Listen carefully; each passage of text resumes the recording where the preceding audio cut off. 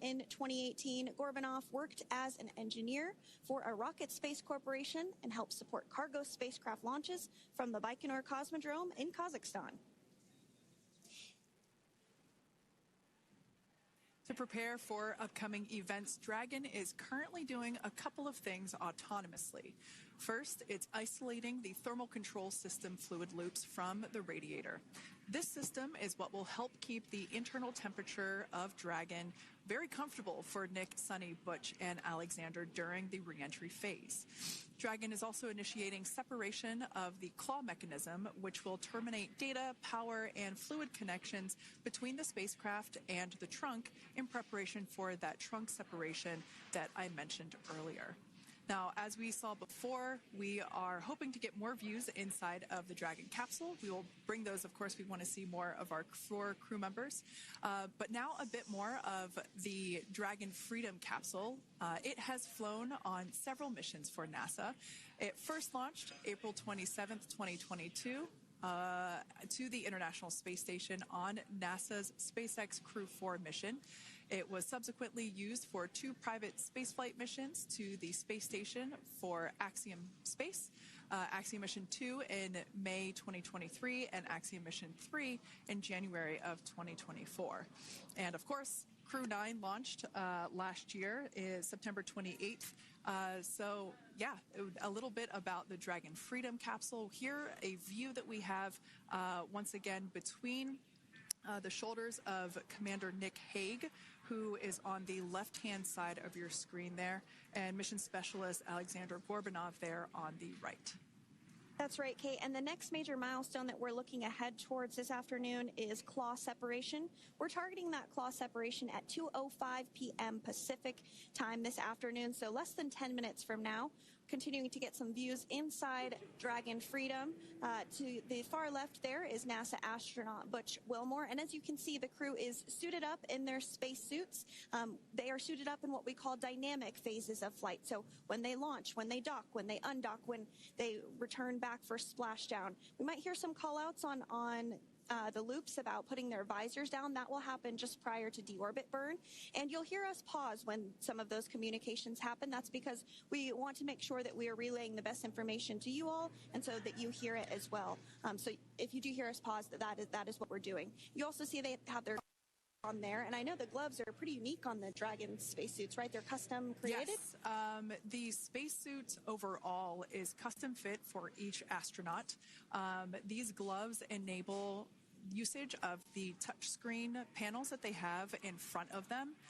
We can't see it from this view, but that view we saw earlier between Alexander Gorbanov and Nick Hague, that is a touchscreen. It allows the crew to monitor everything that Dragon is doing along with those tablets that they have there on their legs. So yeah, the spacesuit itself is intended to act as a mini spaceship, if you will, as once the visors are closed, it is able to maintain a pressure in the unlikely event of a depressurization event for Dragon. So there we can see those screens I was talking about. So there in the center, we've got the location tracker, as well as on the left-hand side, it's mapping out the operations that Dragon is executing. The crew has to remain well informed of all these things that Dragon is doing autonomously. That basically means that Dragon is flying itself. The crew has the ability to gain control of the capsule, but the capsule is essentially going to bring itself home. But of course, in order to be familiar with SpaceX, deorbit sequence start in 5 minutes.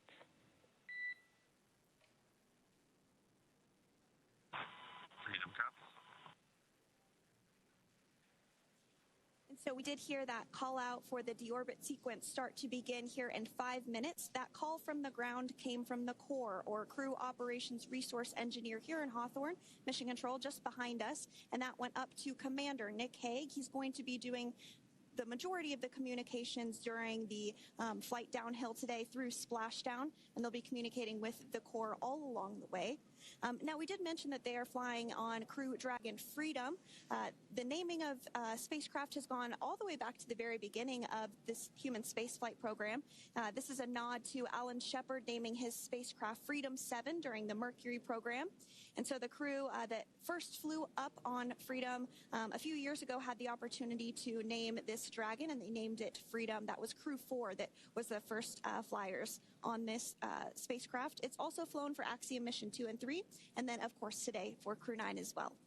Yeah, actually, fun fact about this particular capsule, of those 4 missions that Sandra just mentioned, we have seen daytime splashdowns for 2 of those. Today will mark the third daytime splashdown. So there's something lucky about this particular capsule that gets daytime splashdowns. Nighttime is great because we can see even more clearly the capsule streaking through, but I personally love the daylight views because we really get even better views of the recovery team operations during that phase of the mission. Yes, absolutely. And if you follow along with our missions, you'll know that sometimes weather is a watch item when it comes to undocking and splashdown. We do splashdown in the water, so we want to ensure that parameters like wave heights and wind speeds and precipitation, lightning, all of that is looking good for the crew and the safety of those recovery personnel. And today the weather is just pristine. We got off of space station on the very first time, so I'm joking around and saying that it was because it was St. Patrick's Day and we got really lucky with the weather. I wouldn't disagree with that. Speaking of weather, we will be hearing from Core probably around 2:20-ish.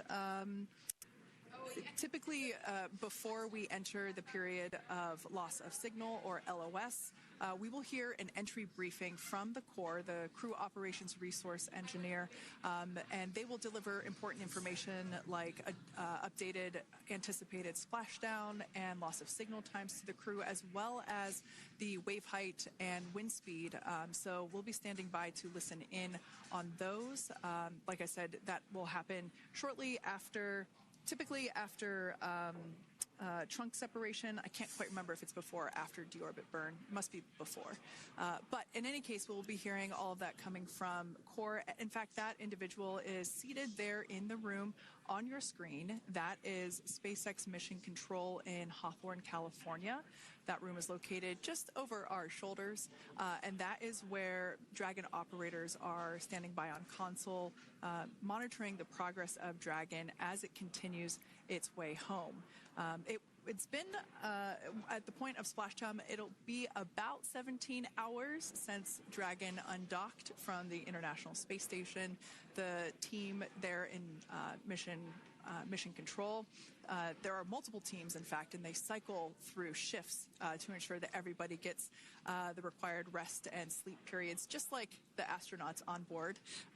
And that Crew Operations and Resource Engineer is seated there in the room, and that, like Sandra said, is the primary voice that we'll be hearing communicate from the SpaceX team to the crew on board.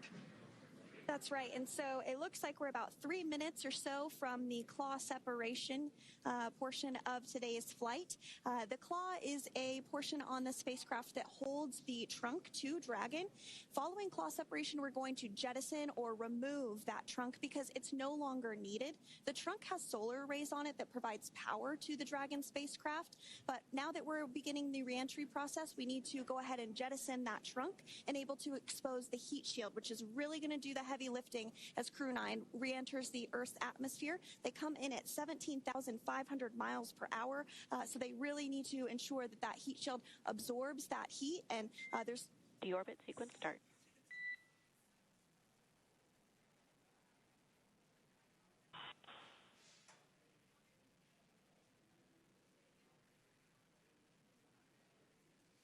And so we did just get communications there that the deorbit sequence start has begun. So here in just a couple minutes from now, we expect to hear information or a call back about the claw separation having begun. And again, that kicks off that trunk separation portion that I was discussing to remove that, expose the heat shield, and then eventually we'll have the deorbit burn, and we'll continue to walk you through all of these milestones as we approach them ahead of our splashdown at 2:57 p.m. Pacific time this afternoon off the coast of Tallahassee, Florida.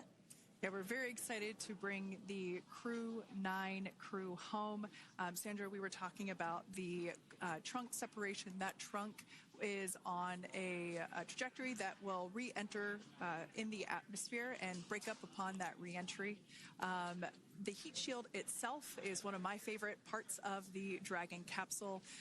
It is the workhorse of the re-entry phase. It will work to protect the Dragon capsule and the crew members on board during the re-entry phase as the temperatures outside of the capsule build up to, I believe, about 3,000 degrees Fahrenheit in excess of. And meanwhile, the interior of Dragon stays a very comfortable temperature. That heat shield does a lot of the work, and we'll see that plasma build up on the exterior of the capsule. As a result of the plasma that builds up, we will lose communications with the crew. This is known as loss of signal, or LOS. This is roughly a 10-minute period on average, even less than. I believe today it is probably about 6 or 7 minutes long. It kind of depends on the mission, and it happens for every Dragon capsule that re-enters the atmosphere. Due to that plasma buildup, we're not able to communicate or command the capsule, so we stand by while we wait to regain communication after we pass through that period of loss of signal and get what's known as AOS, or acquisition of signal. Continuing to stand by for claw separation, and then we'll look towards trunk separation. It'll be just about a minute or so after that. That happens pretty rapidly in succession. Some of our milestones will take a little bit longer throughout the day. For example, we will have a deorbit burn after that will take about 7.5 minutes and helps get Dragon set up in the right trajectory to splash down in the Gulf off the coast of Florida. So continuing to stand by for claw separation.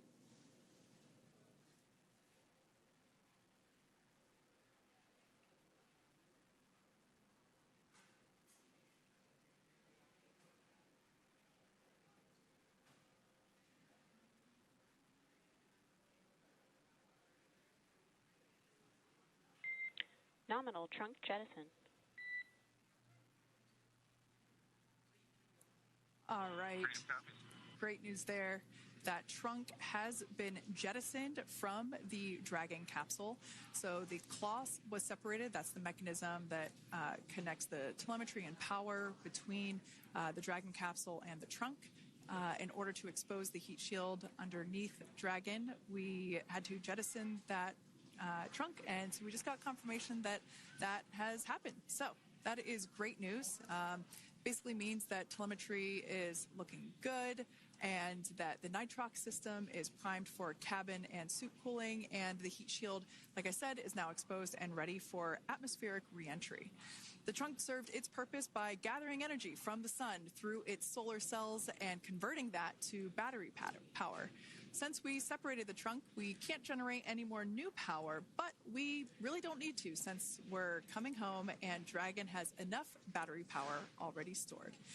Now, up next, the final steps that Dragon will perform prior to re-entry: the slew, or the maneuver to deorbit burn attitude, and then the deorbit burn itself. This deorbit burn is the last time that the forward Dracos, which are the 4 thrusters located on top of the spacecraft under the nose cone, it's the last time that they will ignite. The deorbit burn will place Dragon on a precise trajectory to return to the splashdown zone off the coast of Florida, off the coast of Tallahassee, Florida, and that will last about 7.5 minutes once it starts.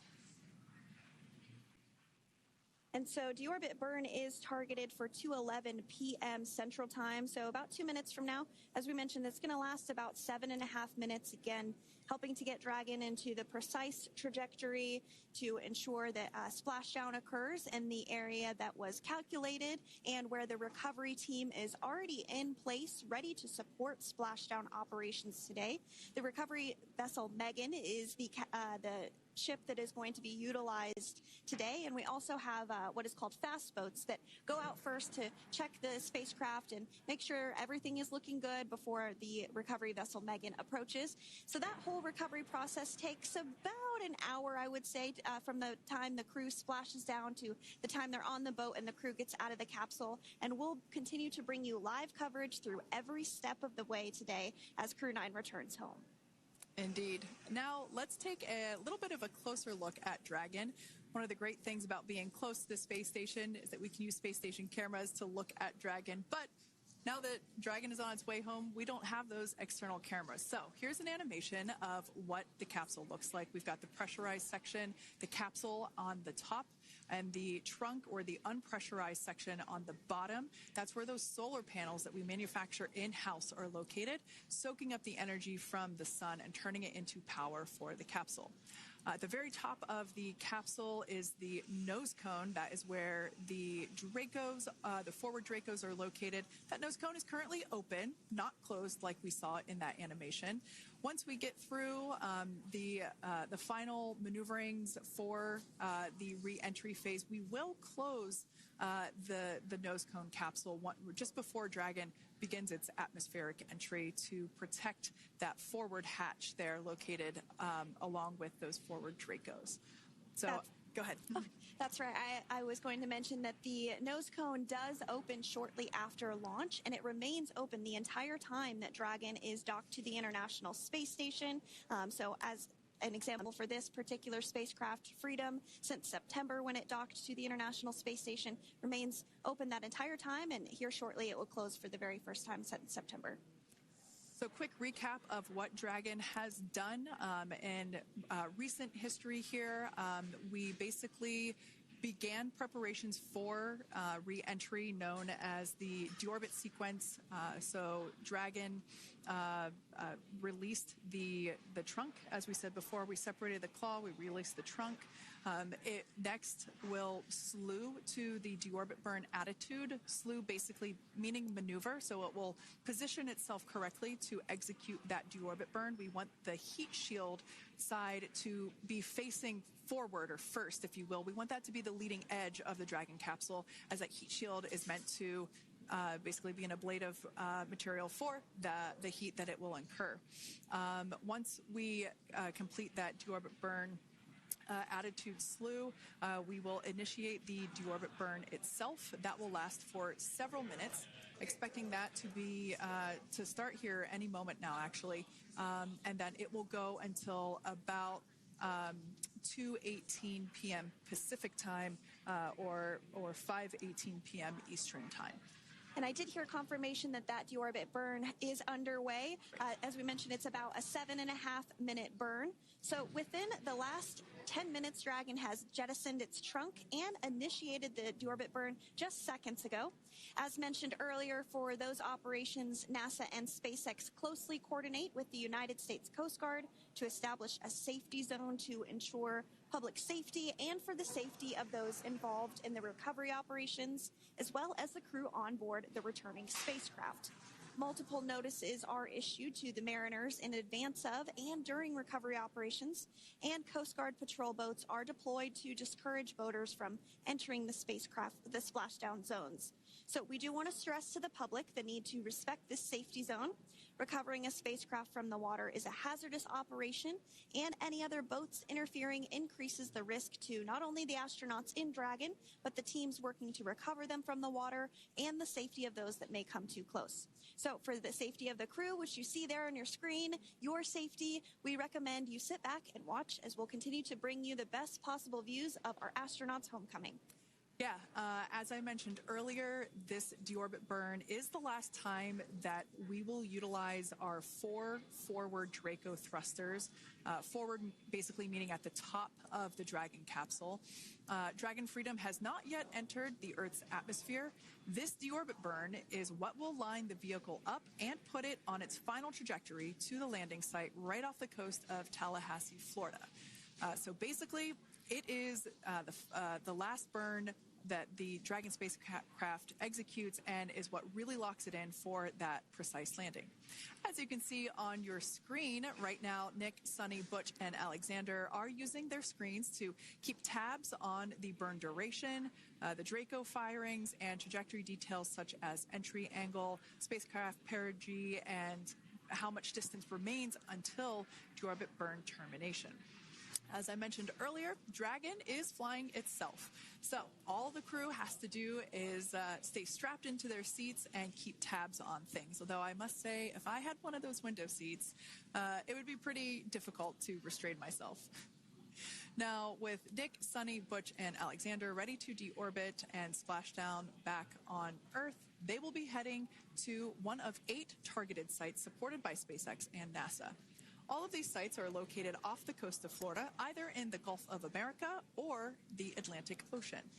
Spreading the supported sites across multiple locations helps maximize the return opportunities for this mission and future crews, lowering the chance that we'll have to wave off due to bad weather. For those of you following along, you'll know that today's splashdown marks our final Dragon recovery on the East Coast. After 6 great years of successful recovery operations off the East Coast, we'll be moving all Dragon recovery operations back to the West Coast. And as always, NASA and SpaceX jointly select our splashdown location. And for today, the prime recovery site is off the coast of Tallahassee, Florida. The selection process works with a lot of different variables, including the space station's orbital trajectory or path that it follows, what landing sites are available and have favorable weather, how much free flight capability Dragon has for the trip home, and the sleep schedules for the returning crew members, as well as, of course, the big one, the weather. We'll start with calculating daily return options based off of the space station's current orbit and Dragon's capabilities to maneuver and line up for re-entry. The time from undock to landing at the primary site can vary from less than 6 hours to more than 39. Getting home the quickest comes with some obvious benefits, but we always have to make sure the crew is properly rested for dynamic operations, preventing us from scheduling 20-plus hour days for them, of course. Trajectory and ballistic experts provide the daily opportunities that would line up Dragon with the 7 landing zones and split them into what we call ascending and descending opportunities. Dragon uses its Draco thrusters after leaving station to execute a series of altitude-lowering maneuvers and to line up with the selected primary site. It can also change to different alternative sites while in a free flight if sudden weather moves in that we may need to avoid. So, as we mentioned, weather is something we're constantly looking at. Make a phone call to proceed about 2.5 hours before the crew undocks. So for the Crew 9 return, we looked at a number of weather items. Some of the obvious ones are no rain or a chance of lightning in the recovery zone, both for the safety of the crew inside Dragon and the recovery teams in the water. And we're also looking for wind speeds to be less than 15 feet per second or about 10 miles per hour, and relatively calm seas so that we can safely execute recovery operations, which includes landing a helicopter on the recovery ship to fly Nick, Suni, Butch, and Alexander back to Florida. Once Dragon began flying today, we had a number of additional checkpoints to either proceed towards the primary site, head to the alternate, or select a new zone based on real-time weather data. These checks happened all the way up until we were in the final hours before the deorbit burn, which has just about a minute or so left in it. And this is the last burn in the trip home that commits Dragon to re-entering the Earth's atmosphere. Now, we are currently waiting to conclude the deorbit burn. We've got less than a minute until that finishes. We will expect to hear a call out for nominal burn, which will confirm completion of that deorbit burn for Dragon Freedom. We can see images there from the touchscreen display panels that the crew utilizes in flight. We can see the visualization of exactly which one of the 4 forward Draco thrusters are firing. That's why you have kind of like a strobe effect there.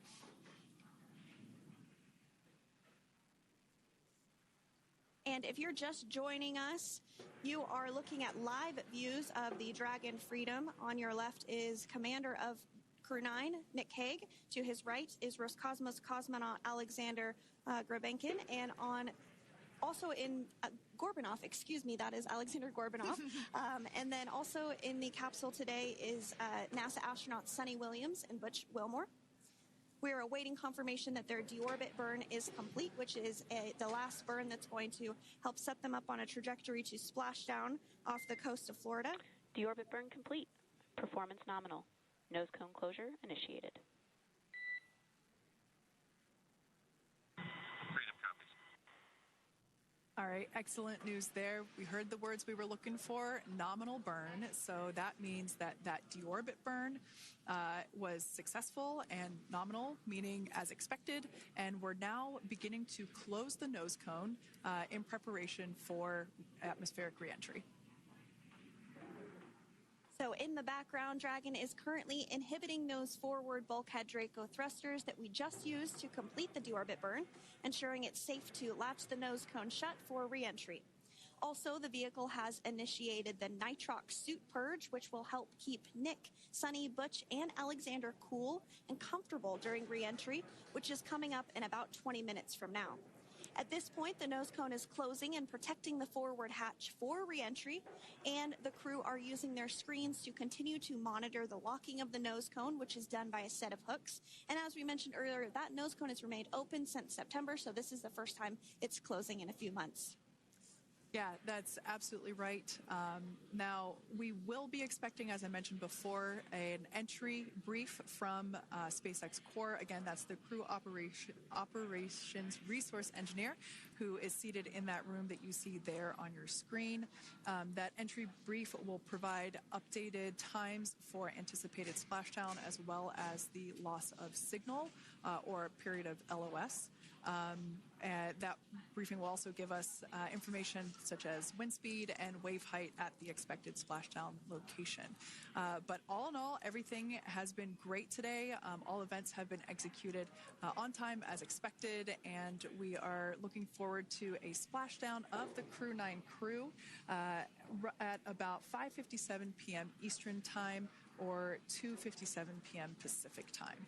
Between now and then, things are going to start moving quite quickly. In fact, if anything, this will have seemed like the slower part of the reentry phase. We're going to go through, like I said, that period of loss of signal or LOS. That period is a few minutes long where we are unable to communicate or command the capsule due to the plasma that builds up on the exterior of the capsule. That period, like I said, lasts for a couple minutes.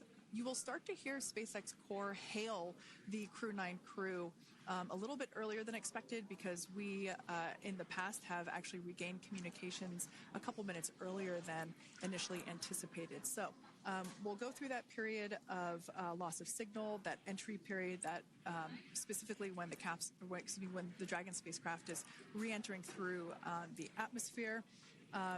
Approximately at about 18,000 feet when the capsule is traveling at 350 miles per hour. We will see our first views of parachutes for the day. It's one of my favorite moments of return sequences is when we get to see the drogue parachutes. We'll see the drogues come out. Those drogues will help slow the vehicle down to about 119 miles per hour. And then that is when the main parachutes will come out from the Dragon spacecraft and then ultimately end in splashdown. And we are hearing confirmation that the nose cone is closed and everything was nominal or as expected with that closure. So as we begin the second half of entry, Dragon is now beginning to inject cooled nitrox into the air being delivered to the spacesuits worn by Nick, Suni, Butch, and Alexander.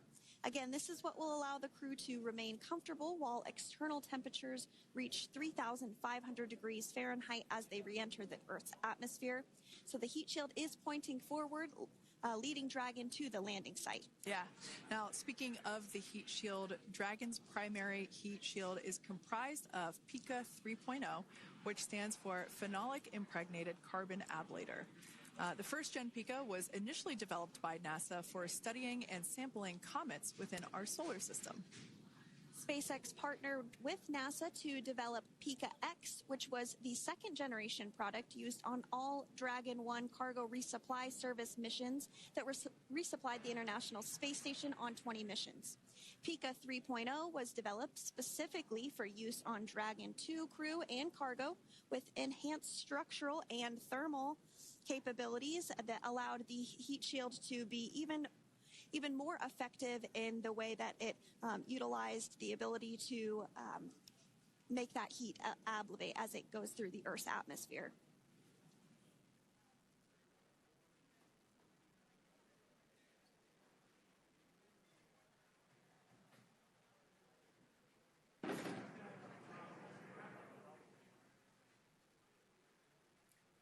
The remainder of Dragon is composed primarily of a SpaceX proprietary ablative material. It's another class of thermal protection which is lighter weight versus Pika and protects the underlying composite structure during reentry to ensure the structural capabilities are maintained.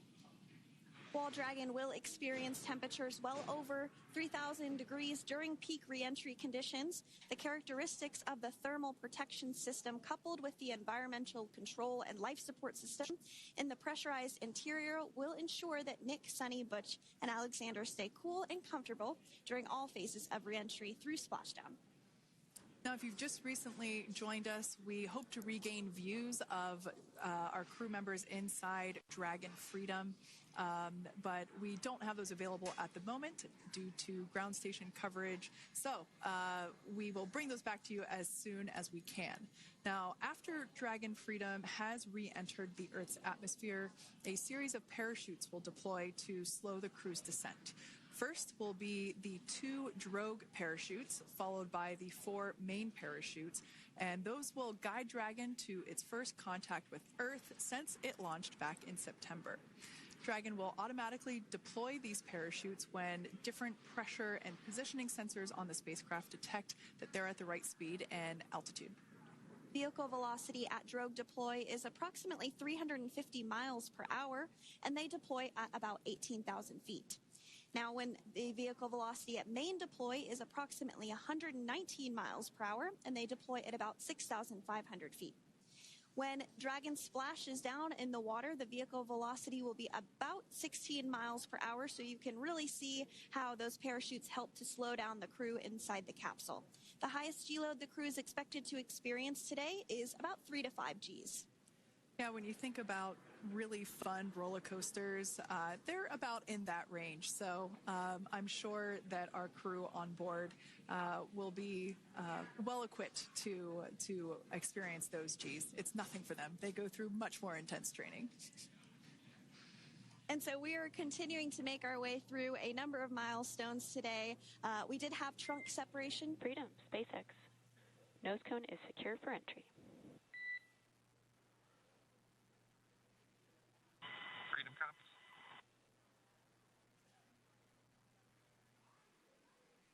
All right, great news there. That tells us that the final physical configuration change for Dragon is complete. We have closed that nose cone. This is the last physical change that Dragon undergoes prior to re-entering the Earth's atmosphere.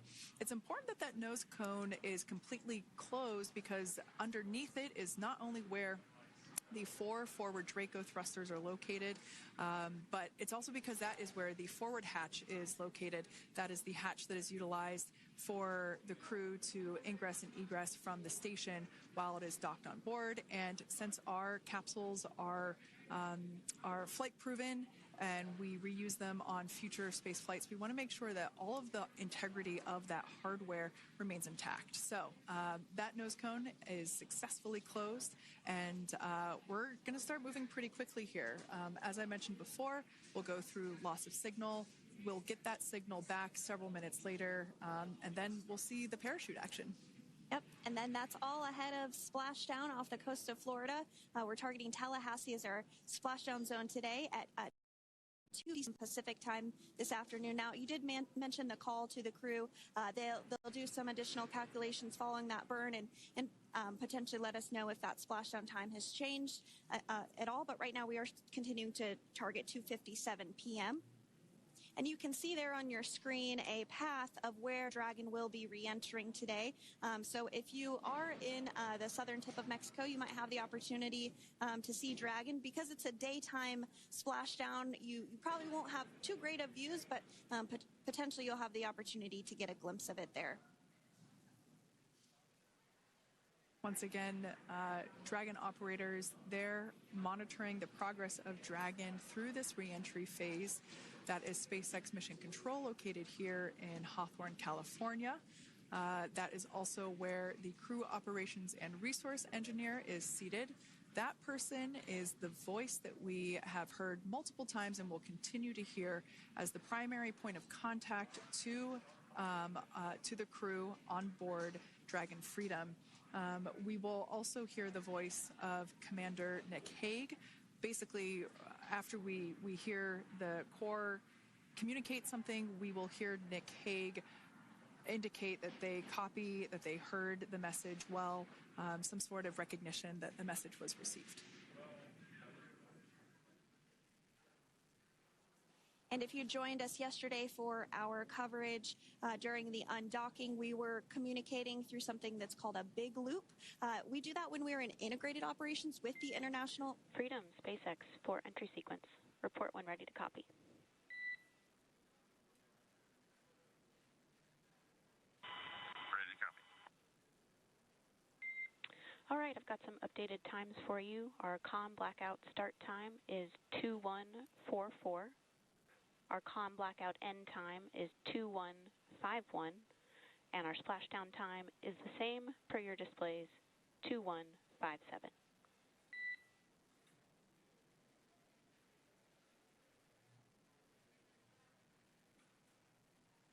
Okay. Understand comm blackout start 2144, stop 2151, splashdown per display. That's a good readback. And with that, please report when tablets are secured behind the elastic bands, restraints are tight, and visors are down. And copy, welcome.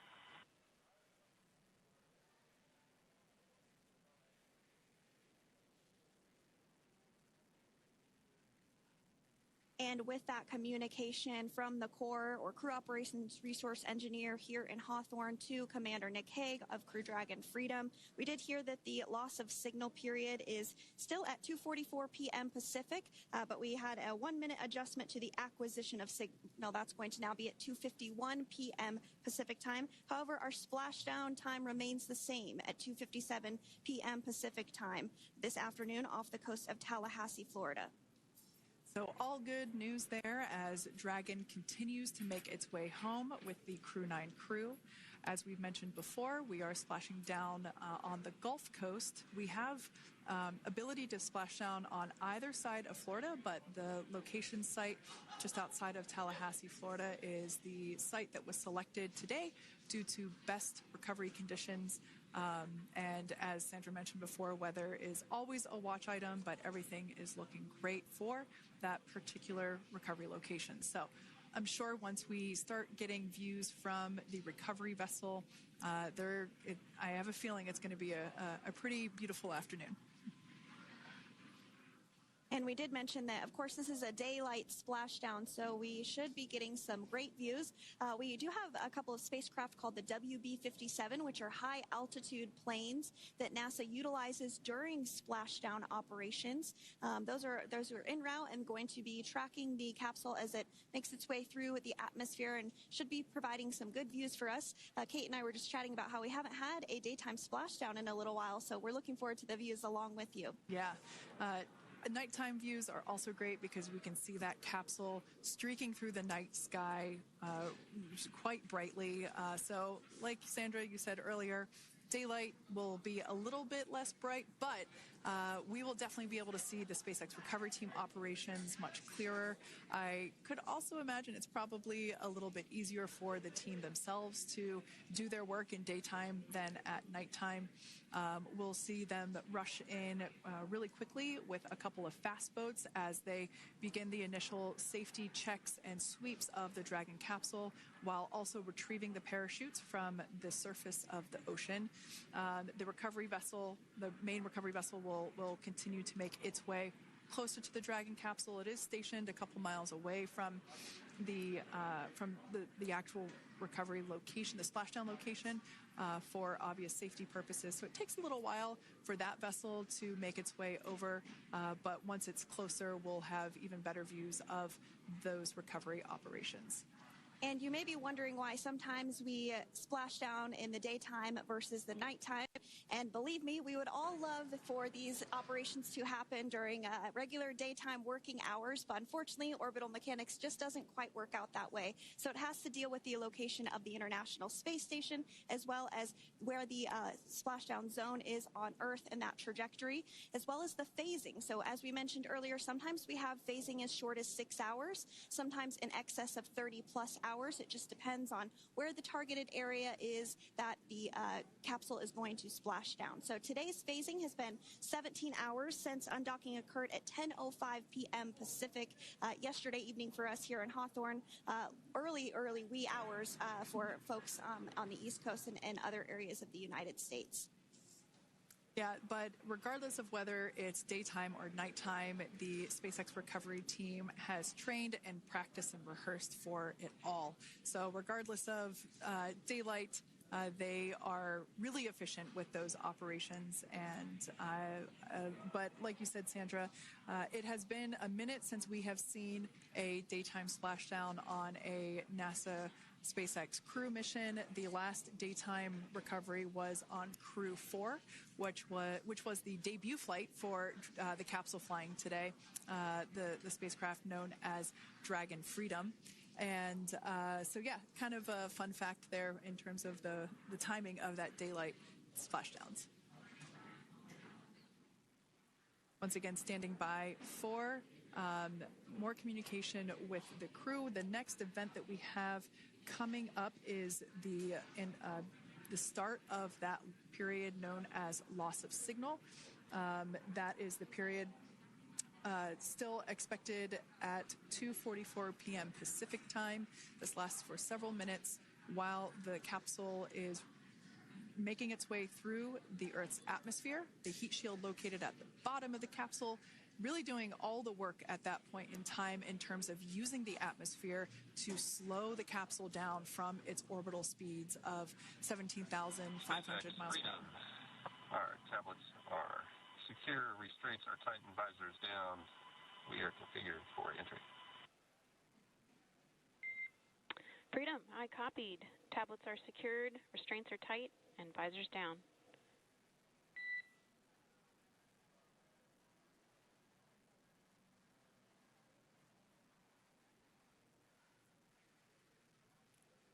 All right, great news there in terms of continuing to make progress. That back and forth communication we heard was just letting Core know that per their instructions, Crew 9 has now put away everything that was necessary in order to begin the re-entry, including those tablets that were located on their legs. Those are now stowed away. They've tightened that safety harness that we see there, and the visors are now down. So with all that being said, let's take a minute to meet our returning crew. U.S. Space Force Colonel Nick Hague is your Crew 9 commander. He was selected by NASA as an astronaut in 2013. This was his second spaceflight to the International Space Station and third launch overall. He spent 171 days in space with Crew 9 and has a career total of 374 days in space. During his mission, he completed a spacewalk with astronaut Suni Williams. That was his fourth spacewalk, earning him a career total of 25 hours, 56 minutes of spacewalking time. Before Crew 9, Hague previously served as a crew member of Expedition 59 and 60 back in 2019. He flew with Alexei Ovechkin Ovchinin and NASA's Christina Cook. So this is his second time sharing the space station with Ovchinin. The Kansas native is a test pilot and distinguished graduate of the United States Air Force Academy. Nick spent 5 months in Iraq in support of Operation Iraqi Freedom. He voluntarily transferred from the United States Air Force to U.S. Space Force in 2021 and is an active colonel. His wife, Katie, is a retired U.S. Air Force colonel, and they have 2 sons. NASA astronaut Suni Williams is a mission specialist for Crew 9. This was her 3rd visit to the International Space Station. She originally launched aboard Boeing Starliner spacecraft and arrived at the space station on June 6th.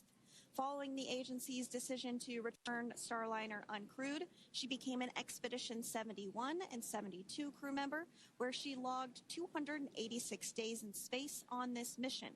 But Suni has a total of 608 days in space, the second most time in space by a U.S. astronaut.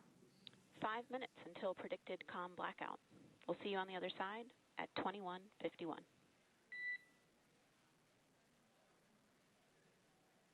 Talk to you soon.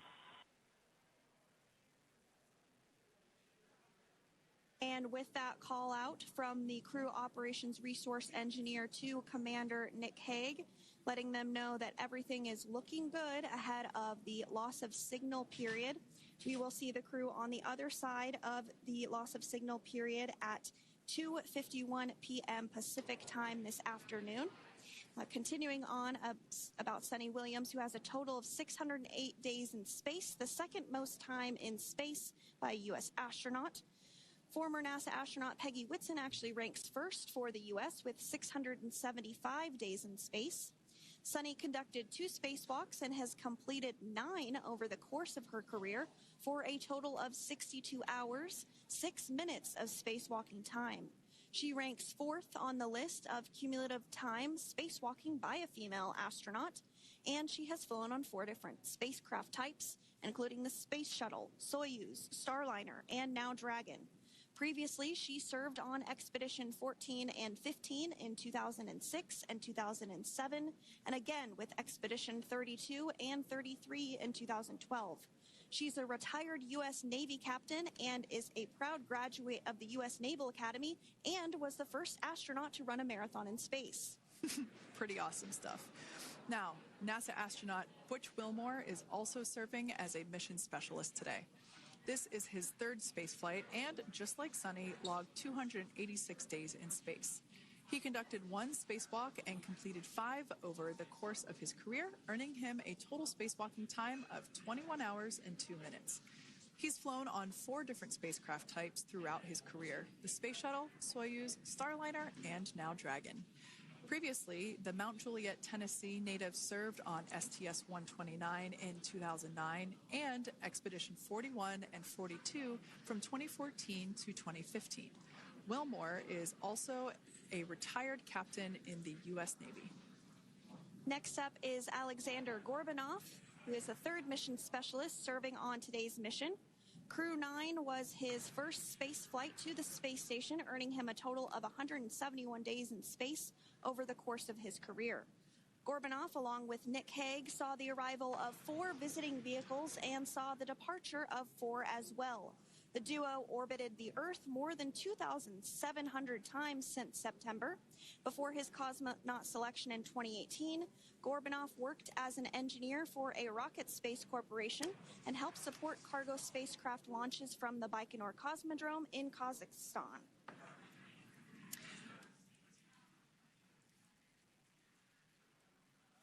So if you are just joining us, we are continuing to bring you live coverage of Crew 9's return to Earth following their mission aboard the International Space Station, where they completed science and research investigations. We are targeting splashdown off the coast of Florida at 2:57 p.m. Pacific time. The next major milestone that we'll look ahead towards is what we call loss of signal, or LOS, when we won't have communications with the crew because they will be re-entering the Earth's atmosphere. And during this process, there is plasma that builds up around that heat shield, so we are not able to communicate with the crew, but we are anticipating to regain communications with the crew at a short time from now at 2:51 p.m. Pacific time today. As we said before, everything continues to look good for the return of the Crew 9 team. We are about to go into that period of loss of signal.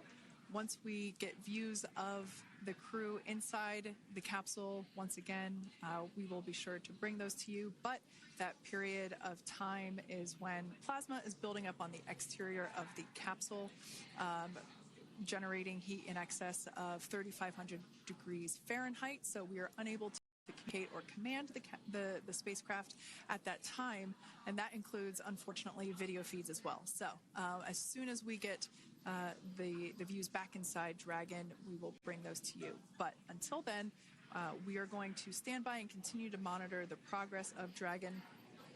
Like Sandra just said, we are anticipating the blackout period to begin at 2:51 p.m. Pacific time, 5:51 p.m. Eastern time.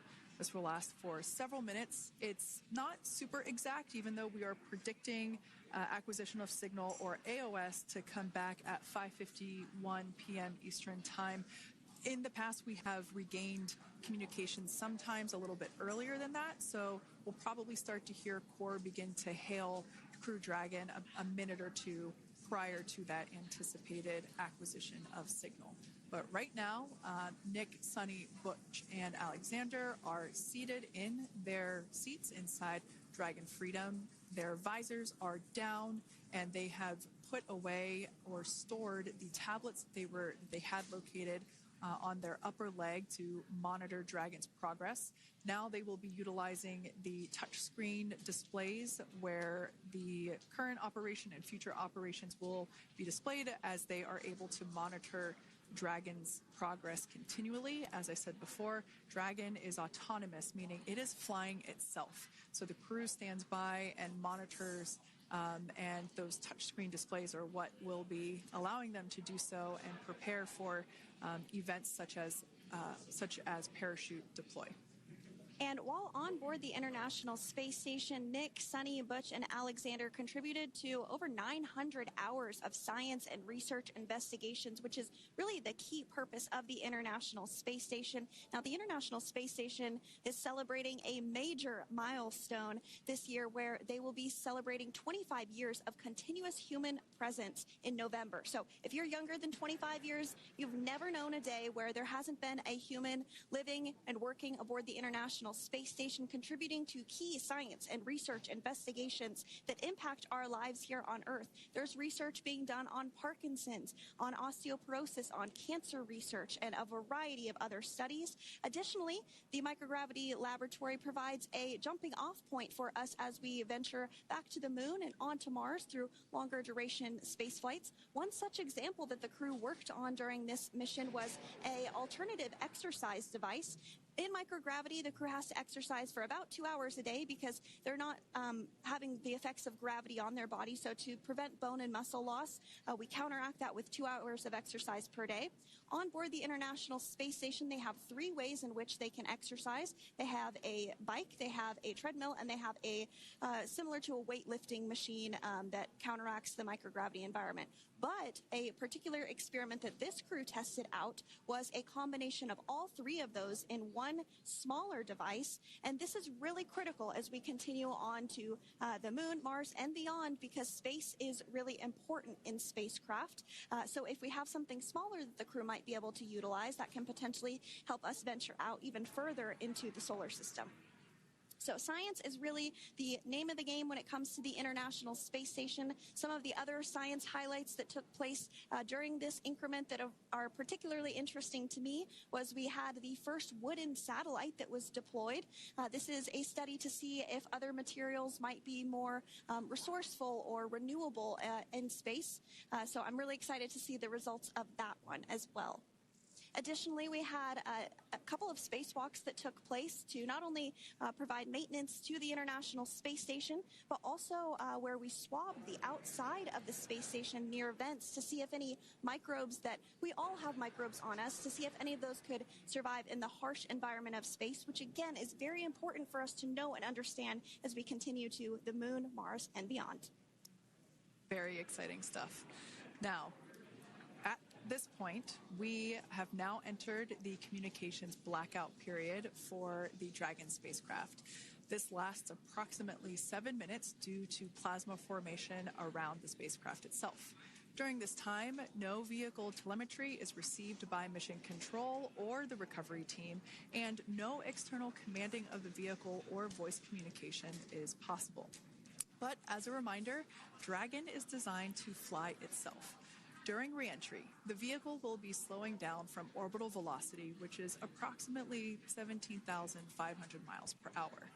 The top temperature that Dragon will experience upon reentry is 3,500 degrees Fahrenheit. This blackout period, as I said before, we expect it to last about 7 minutes today, concluding at 5:51 p.m. Eastern Time or 2:51 p.m. Pacific Time. We right there have our first view of Dragon Freedom coming home to Earth. And that view is from the WB-57, which is one of NASA's high-altitude planes that is tracking. Now, because of the way that this camera is configured, it does look like it is dark, but it is indeed daytime, and you're beginning to see that plasma trail as Dragon re-enters the Earth's atmosphere. All of that is expected. We are anticipating an acquisition of signal around 2:51 p.m. Pacific Time, so just minutes from now, and you may hear the core begin to hail out or call Dragon for communications and see if we can potentially get communications with them a little bit earlier. Following this, we'll have two events in rapid succession. We'll have the drogue parachutes deploy at 2:53 p.m. Pacific, followed by the mains just 1 minute later at 2:54 p.m. Pacific Time, ahead of a splashdown at 2:57 p.m. Pacific Time off the coast of Tallahassee, Florida.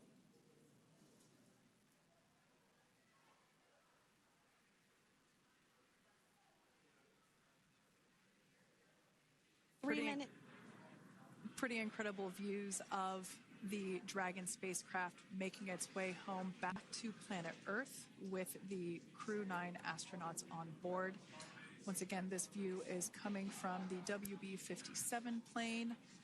That heat shield we can see doing magnificent work as it works to Freedom, SpaceX, Comcheck.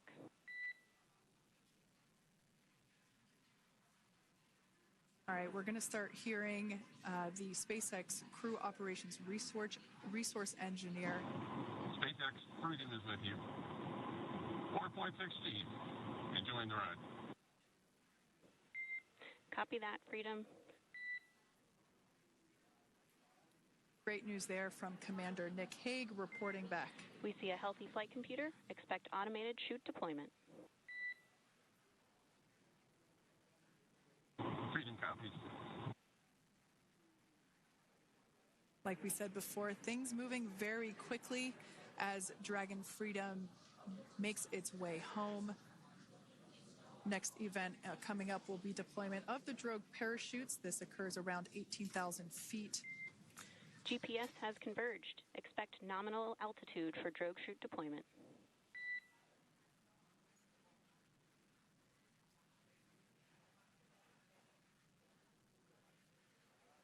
We're about 2 minutes away from deployment of those drogue parachutes. Now the heat shield is continuing to work to slow the vehicle down. That entry period, the Dragon spacecraft went from orbital velocity about 17,500 miles per hour down to about 350 miles per hour. So that really gives you a sense of why that plasma builds up on the exterior of the capsule, thanks to the heat shield and the work that it does. Those drogue parachutes will slow it down from 350 to about 119 miles per hour. We can see 15 kilometers. Brace for drogue window. We can see seat rotation happening inside the capsule. Great to get those first views of our crew members. Once again, the capsules are going about 350 miles per hour when the drogues are deployed. Those drogue parachutes that we manufacture here in-house are going to slow the spacecraft down to 119 miles per hour. And that is when we will see the main parachutes deploy, and that occurs about 6,000 feet above the ocean's surface. And we are expecting drogue deployment at 2:53 p.m. Pacific, so we should see it any second now. And there you are getting a great view of Crew 9 inside Dragon Freedom as it returns back to Earth. We are awaiting the drogue deploys. This view coming from the WB-57 high-altitude plane. And there you see it on your screen, drogue deployment. Drogue descent rate nominal. You can hear the crowd here. Visual on 2 healthy drogues. The crowd here very excited as Dragon Freedom continues to make its way back to planet Earth.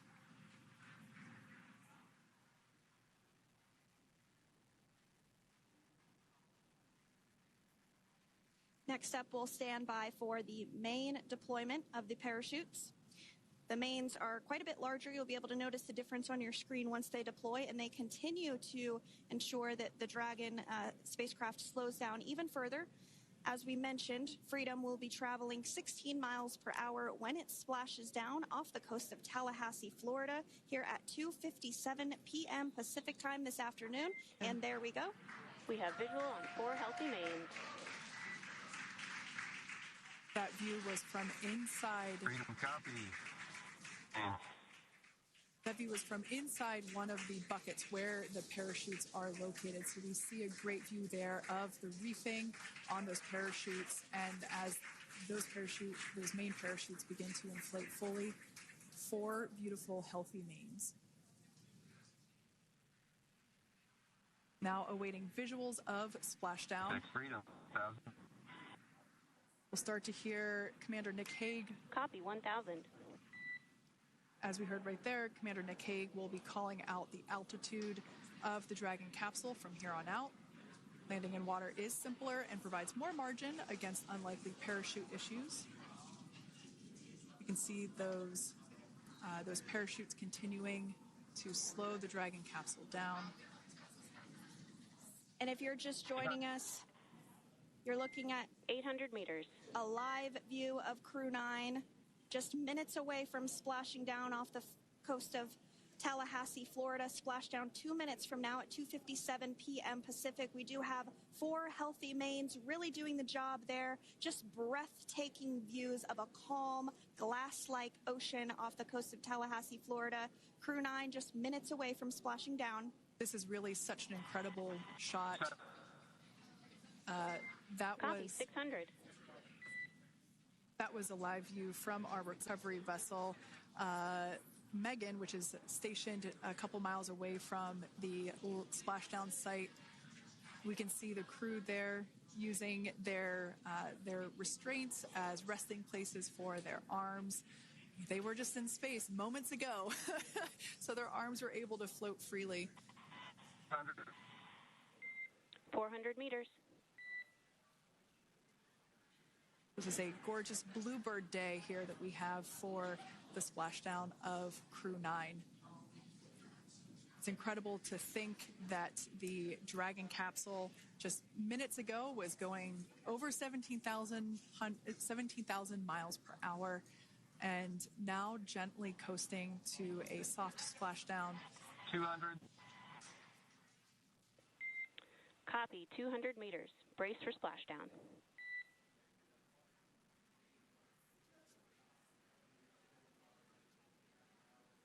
As you can see there on your screen, continuing to monitor progress of the Dragon spacecraft. And we're going to stand by for splashdown located in the Gulf of America off the coast of Tallahassee, Florida.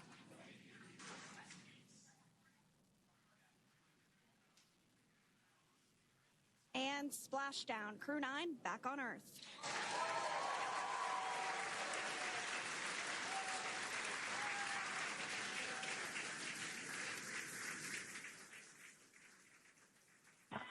And SpaceX Freedom, splashdown. Good main release. Copy, splashdown. We see main chutes cut.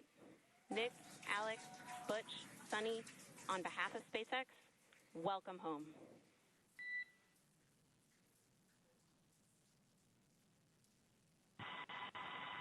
It is an amazing, what a ride. I see a capsule full of grins ear to ear.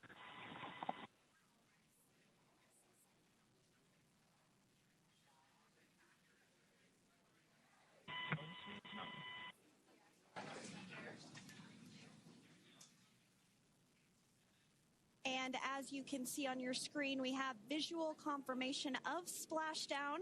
Dragon Freedom has returned home, and NASA astronauts. System safety verifications are in progress.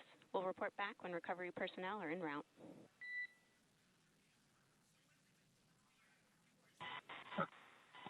Understand, and we're in section 2, 4.800 landing response, and looking for your word on if it is necessary.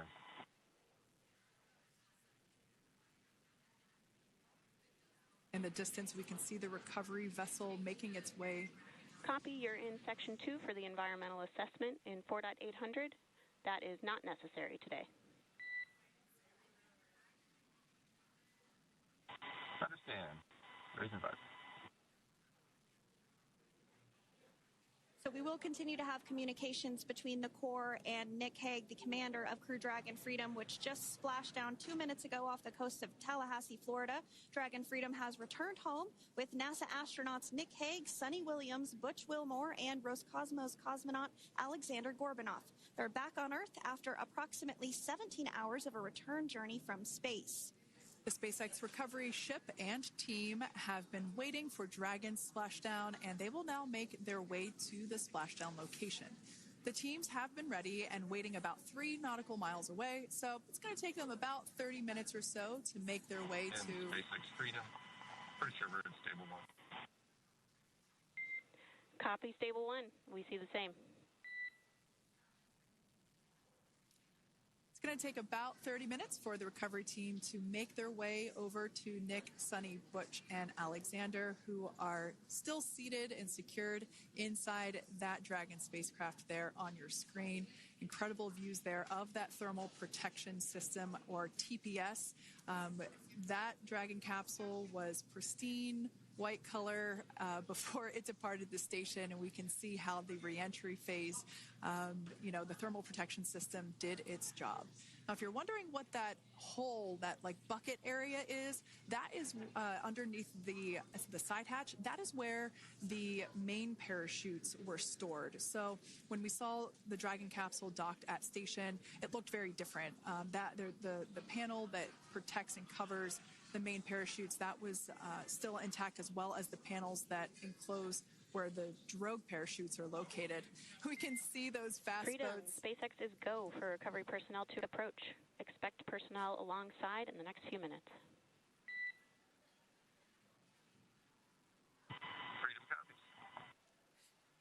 We can see those fast boats. We weren't kidding when we said they were fast. While it does take about 30 minutes for the main recovery vessel to make its way over to the capsule, these fast boats will be doing a couple of things simultaneously. A couple of them are going to be working to retrieve the parachutes that you see in the background there of this drone shot. Those parachutes will be retrieved from the ocean surface. We want to make sure we are able to pull those out. The recovery vessel there closest to the spacecraft is going to be performing some safety checks. We can see there they're using an instrument that is basically working to detect if there are any vapors or fumes that are still residing in and or around the Draco thruster nozzles or outlets. The hypergolic fuel, which is necessary for on-orbit burns to maneuver the spacecraft. Unfortunately, those hypergolics are unable to be breathed. They are toxic, and so this team here is doing those initial safety checks to make sure that it is safe for the rest of the recovery team to approach the spacecraft. They're also checking to make sure that any residuals from The pyros are safe and are not going to cause any issues. We can see the team working their way around the spacecraft to do these basically these sniff tests on all of those Draco thrusters. And as we continue to await the recovery of our Dragon spacecraft with NASA astronauts Nick Hague, Suni Williams, Butch Wilmore, and Roscosmos cosmonaut Alexander Gorbanov inside, Dragon has autonomously completed several steps to safe itself following splashdown. We are continuing to see Dragon in what is known as stable 1 configuration. That's kind of the ideal configuration following splashdown. It's upright, and the Dragon capsule's in the right configuration for it to be hoisted into the recovery vessel Megan, which you do see a little ways off in your screen approaching. Dragon will continue to remain live on air with you through that recovery process, all the way through the point where the crew is extracted from the Dragon spacecraft. Now, if you are just joining us, the mission has gone smoothly so far. Dragon successfully splashed down off the coast of Tallahassee, Florida at 2:57 p.m. Pacific, 5:57 p.m. Eastern Time this afternoon. Approximately 17 hours prior to splashdown, Dragon autonomously undocked from the International Space Station, completed a series of departure burns, jettisoned its trunk section, and performed its final burn, the deorbit burn. This placed the Dragon spacecraft on a trajectory toward Tallahassee, Florida. Dragon successfully re-entered the Earth's atmosphere, followed by deployment of its parachutes to slow the spacecraft down to a gentle splashdown. We're now going to follow the Freedom. Hypergol sweeps and unfired ordnance checks are nominal. Rigging is in progress. Approximately 25 minutes until capsule lift. Stand by for PMC with SpaceX flight surgeon.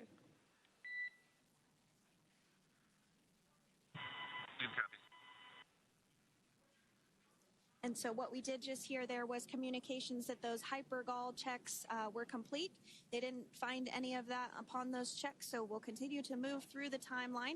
Next up is a process called rigging, which you see happening right now on your screen. This is when a SpaceX recovery personnel actually works to climb aboard the capsule and work through procedures ahead of lifting onto the nest of the recovery vessel Megan. We heard it's going to be about 25 minutes or so until that lift actually takes place.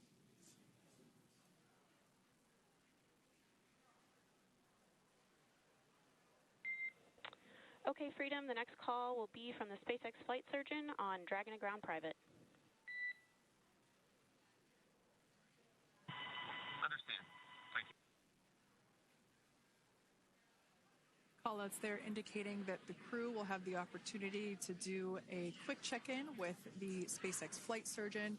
This is standard procedure for every Dragon spacecraft when it returns to Earth.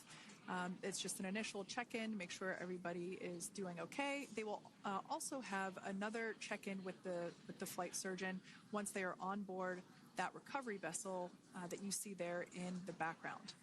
We can now see that SpaceX recovery team member they're on top of the Dragon spacecraft. They are going to be working to install plugs in the Draco thrusters to ensure that none of those and to ensure that no more hypergolic fumes or vapors come out from the spacecraft. They'll also place harnessing around the spacecraft that are required in order to lift it out of the water.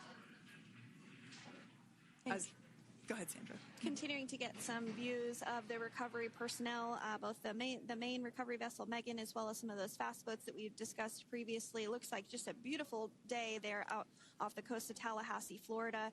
Weather was pristine. We were able to get undocked from the International Space Station as expected at 10:05 p.m. Pacific time yesterday evening, and Crew Dragon has since completed steps ahead of its splashdown at 2:57 p.m. Pacific, and we're now stepping through procedures to get Dragon hoisted up onto the Megan recovery vessel and get the crew extracted out of the spacecraft. And And you did see some of the parachutes that were near the spacecraft. Upon detection of landing, Dragon automatically releases those main parachutes to prevent wind from pulling the spacecraft. Dragon then automatically safes any pyrotechnics that may still be present on the vehicle and may automatically perform additional minor system reconfigurations. The astronauts will remain seated and in their suits at this point, but the onboard air conditioning keeps things temperature controlled inside the spacecraft so the crew remains comfortable, and the communication systems... Freedom, SpaceX, ComCheck.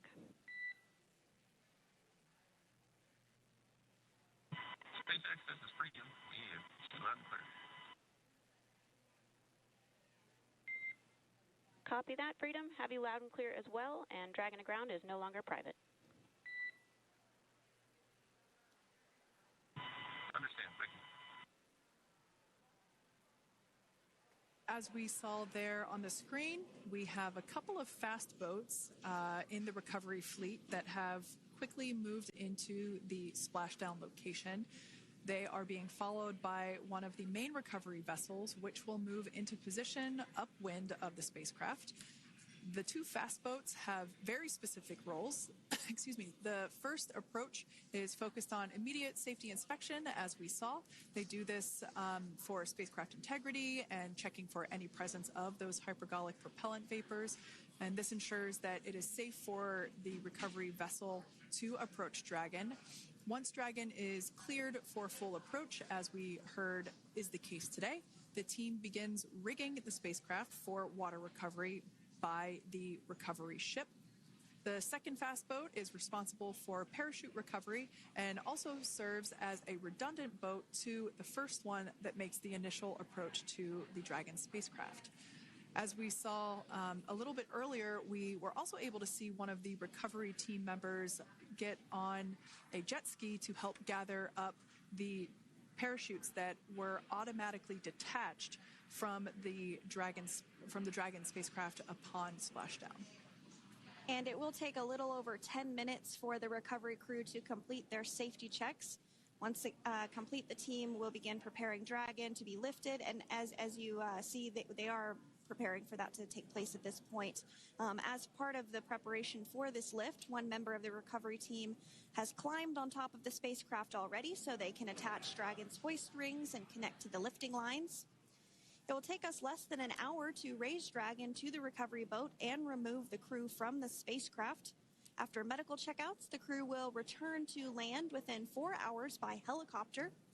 And if no additional medical assistance is needed, the crew will board a waiting NASA plane and depart for Houston.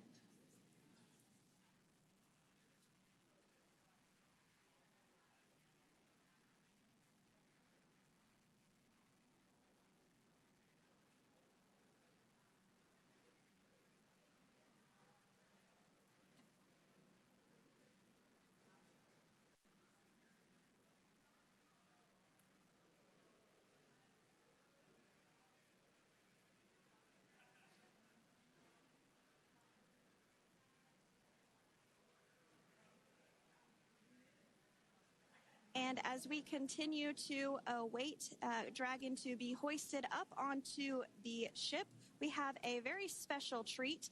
NASA Public Affairs Officer Jaden Jennings, who is actually on the recovery vessel and had a bird's eye view of the splashdown today. Jaden, how are you? How was the view from the recovery vessel? Hi, Sandra. How do you hear me? I've got you loud and clear, Jaden. It's so great to hear you. Awesome. So splashdown, Sandra, was nothing Freedom, short of be advised. spectacular. We are transitioning the forward link. Comm will be unavailable for approximately 5 minutes. Freedom comes. Thanks so much, Jaden. We did just have some communications letting us know that we'll have about a 5-minute period where we won't be able to hear from the crew. So please go ahead, tell us, how was the view from the recovery vessel? Absolutely. Yeah, I was mentioning earlier, splashdown was nothing short of spectacular. And we were stationed about 1.5 nautical miles away from the splashdown zone and had great visuals here on the recovery vessel Megan. We actually saw a little of the smoke trail as the spacecraft was coming in, and then moments later we spotted those drogue chutes, and this was quickly followed by 4 healthy white and orange main parachutes.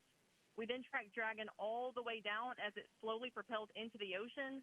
And I think I speak for all of us on the ship when I say a new core memory was made today, and we are looking forward to having Crew 9 on board with us a little later.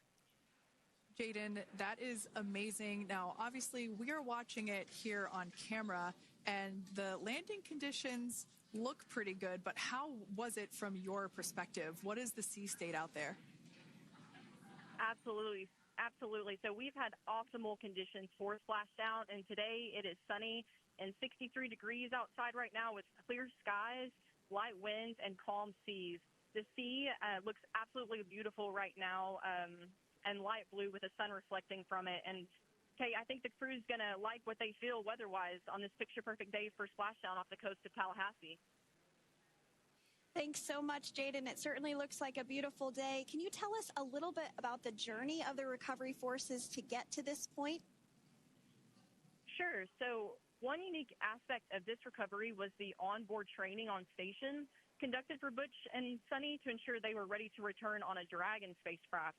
That training covered all aspects of their return, including nominal and contingency departures, deorbit burns, splashdown, and post-landing ops, which is what this team is preparing for now. As for the recovery teams themselves, we started the day taking a series of helicopters out to the vessel, and as standard, the recovery director and crew support teams were on that first helicopter out and took the time to get everything prepared on the ship. About 2 hours before splashdown, they deployed those fast boats and jet skis into the water. I was actually on the second helicopter out, and we were on the vessel about an hour and a half before splashdown and landed on top of the helicopter pad on the Megan. And the teams have been working diligently across their respective disciplines this week, executing what can only be described, in my point of view, as a logistical masterpiece, just ensuring every detail has been in place for Crew 9's return. That is such great news. I'm so glad that you're able there to experience it in person. Now, can you tell us a little bit about what's next to retrieve the crew for the recovery personnel on board? Yeah, Kate. So coming up next, Dragon will be hoisted into the on-deck translation system, or the nest, at the aft end of the ship, and then will be translated pretty quickly towards that egress platform. We'll perform another series of safety checks as final precautionary measures just to make sure there are no hypergolic vapors present before opening that side hatch. And then once that side hatch of the spacecraft is open, the crew will be assisted out of the capsule one by one from NASA and SpaceX. Freedom, SpaceX, ComCheck. Freedom's got you loud and clear. Thanks, Nick. I've got you loud and clear as well. We have completed our forward link transition.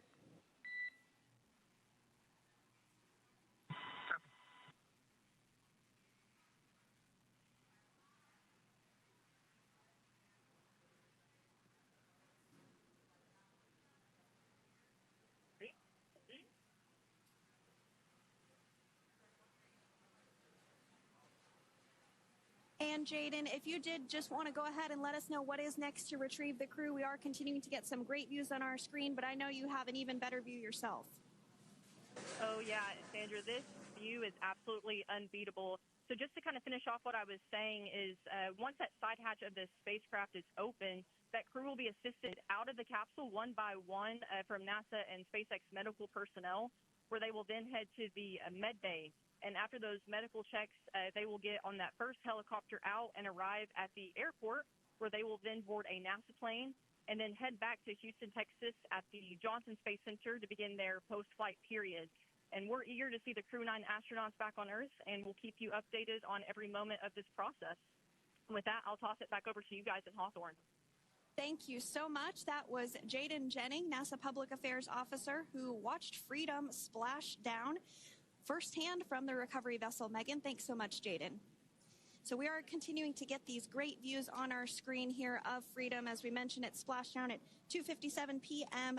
Pacific time off the coast of Tallahassee, Florida. The recovery personnel are continuing to step through procedures to hoist Dragon onto the recovery vessel Megan there, which is now coming into view. You can see just how close Megan is at this point, and that's that helicopter pad that Jaden was just discussing, where the crew will fly off of onto the coast of Florida, and then eventually they'll fly back to Houston. Just underneath that helicopter pad is that translation deck where we will see the nest once it is loaded up with the Dragon spacecraft on board. The nest will be translated to the forward end of the recovery vessel, where our Crew 9 team members will egress from the Dragon spacecraft. Now, here on your screen, we can see dolphins, actually, who want to come and play with Dragon. Now, one of the fast boats there in place, working to assist the recovery team member. It's incredible. I just love these views. We really see them even better in daytime, but just seeing the recovery team work in tandem to step through each step, to step through each operation. Obviously they're getting quick assists from the honorary part of the recovery team, those dolphins in the water there. Now, the recovery team member that is crawling around the Dragon spacecraft. Earlier we saw a view where it was like a spider monkey pose. We can see that individual now standing in the bucket where the main parachutes were stored while Dragon was on orbit. Obviously, those main parachutes were utilized for splashdown today. They were deployed and cut from the Dragon capsule.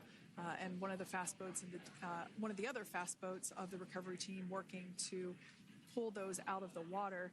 Now, the recovery team member that is there working on top of the Dragon capsule, earlier we saw that person performing safety checks. Now we can see some harnessing being placed around the capsule. This harnessing is what will be used to lift the Dragon capsule out of the water and onto the recovery vessel.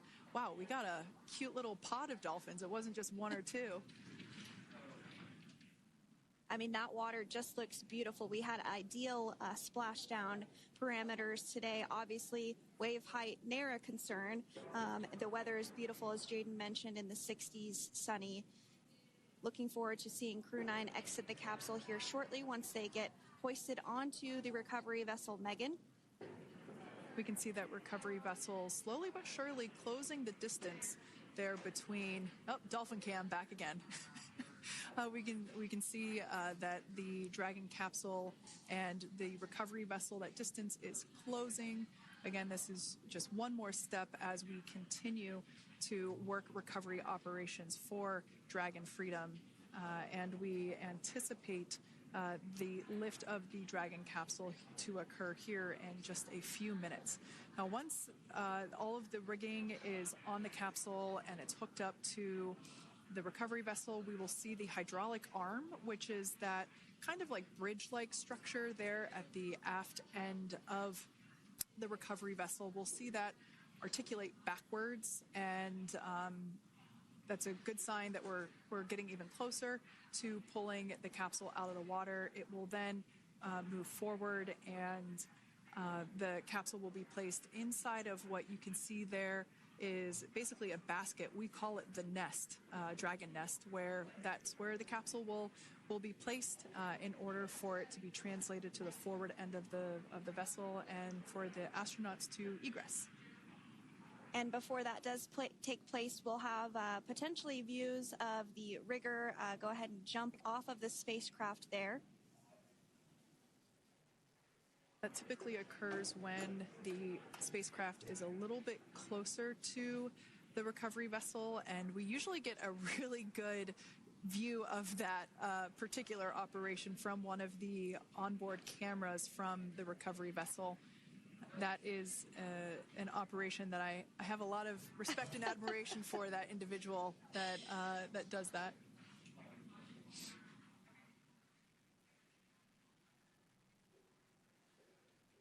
So again, Dragon continuing to get closer and closer to the recovery vessel Megan. You see some of those ropes now coming into view as well. If you are just joining us, Crew 9 splashed down off the coast of Tallahassee, Florida at 2:57 p.m. Pacific time with NASA astronauts Nick Hague, Butch Wilmore, Suni Williams, and Roscosmos cosmonaut Alexander Gorbanov. They're now working through procedures to hoist this spacecraft up onto the recovery vessel Megan.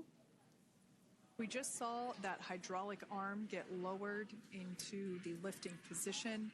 That arm will be the mechanism that is utilized to lift Dragon up and out of the water and into the nest located there at the aft end of the recovery vessel. And the recovery vessel being used today is, as we mentioned multiple times, is named Megan, but that's actually after NASA astronaut Megan McArthur, who flew on Crew 2 a couple of years ago.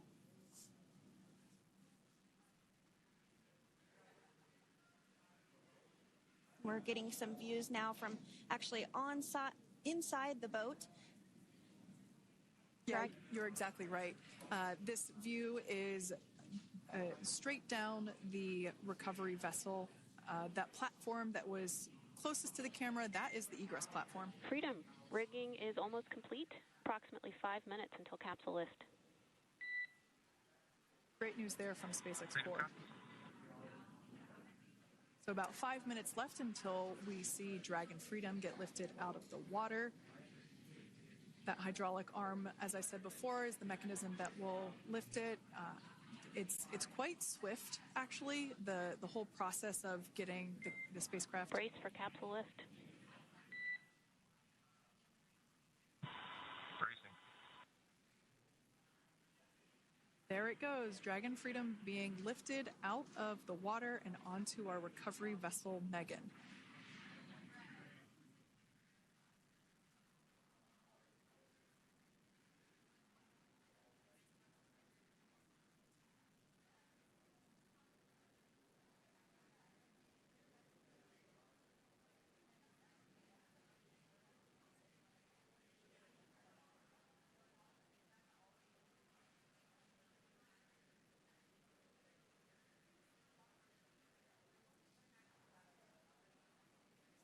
So once securely on...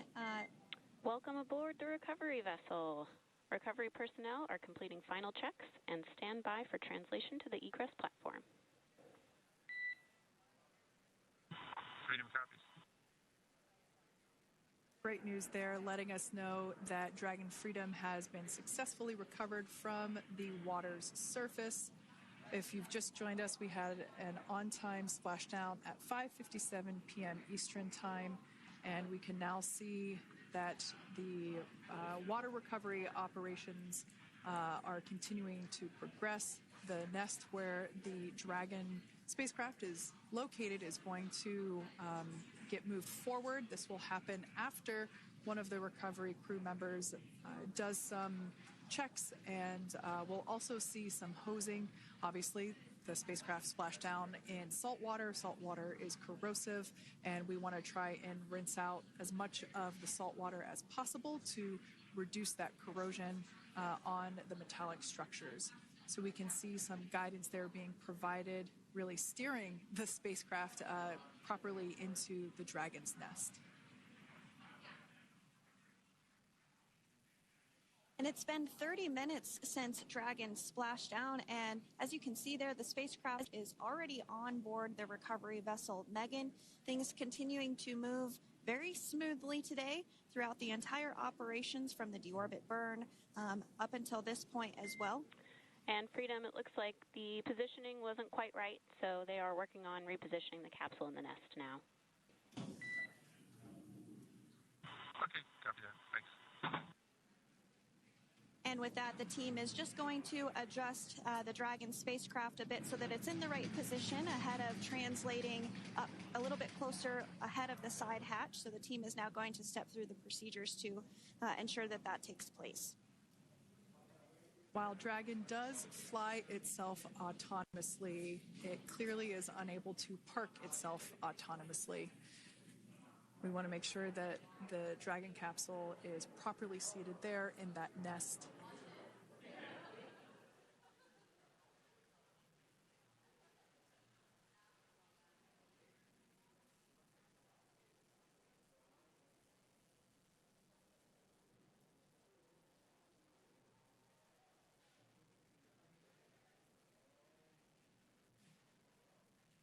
Once Dragon is fully seated in the nest, we'll probably see a bunch of that salt water come out from the bucket there located underneath the side hatch. See some salt water splash out. As I mentioned before, one of the recovery team members will begin hosing down the exterior of the spacecraft.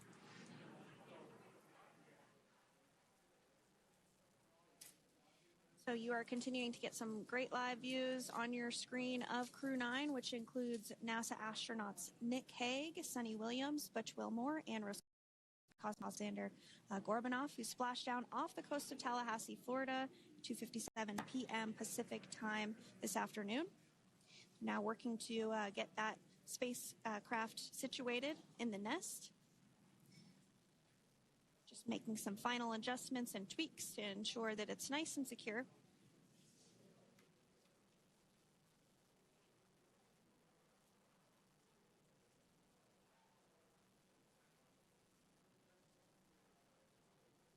Once the spacecraft is seated and secured and oriented correctly in the nest, Dragon will be moved into the hangar located underneath that helipad that we saw earlier from the aerial views during recovery.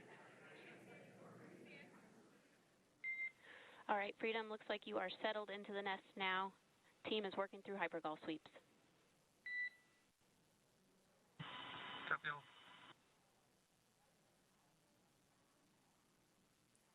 Call out there telling us that the recovery team is doing the second round of those hypergolic sweeps. This helps ensure that everyone, all the recovery team members that are located basically right where this camera is located on, towards the forward end of the recovery vessel, that they will all be safe once the spacecraft is translated forward. So we're just doing some additional steps to make sure that the hypergolic propellant that is utilized for maneuvering the Dragon capsule while on orbit, making sure that none of those vapors are still present on the exterior of the capsule. That's right, and there are a variety of individuals on board the boat that help with recovery operations. Not only do we have the recovery personnel that you see here, but we also have a doctor that will check out the crew members as standard procedure. As with any spacecraft that is returning from space, we always perform a medical check with the crew. So you will see the crew come out of the capsule and be placed on stretchers, just like with the Soyuz landing and with all of our Dragon splashdowns. That is the nominal procedure.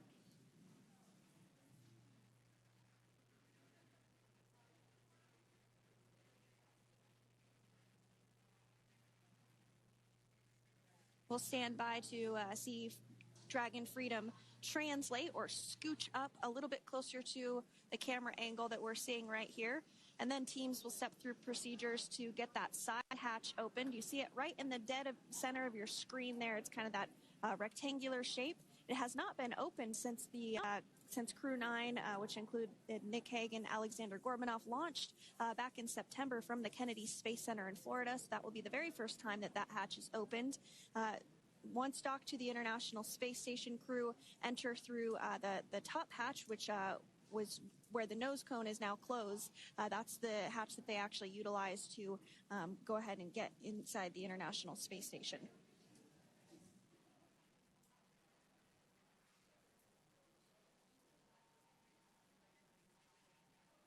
So as we get a little closer to that hatch opening procedure, you might start to see more individuals come into frame for some of that support. The ship has a maximum capacity of a little over 40 people on board, and it takes a variety of different roles, as we've discussed, to support. Also on board is the chief of the astronaut office for NASA, that's Joe Acaba.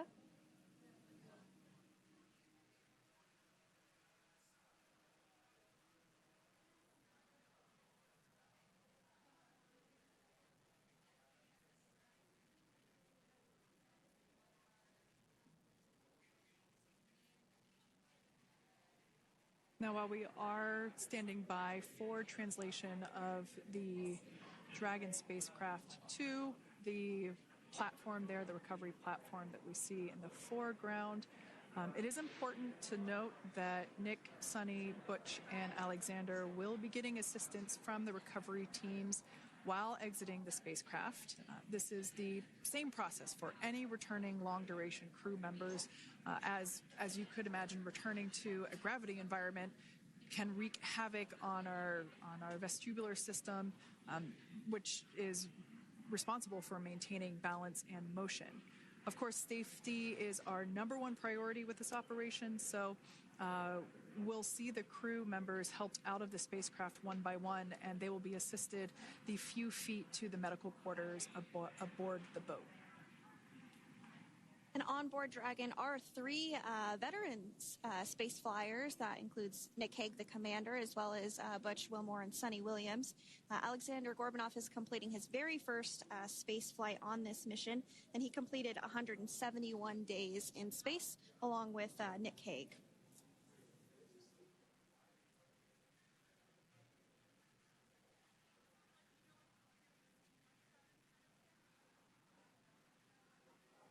For those of you that have just recently joined us, well, I would encourage you to hit that rewind button and go back a few minutes. It was a beautiful splashdown of Dragon Freedom with the Crew 9 cohort on board.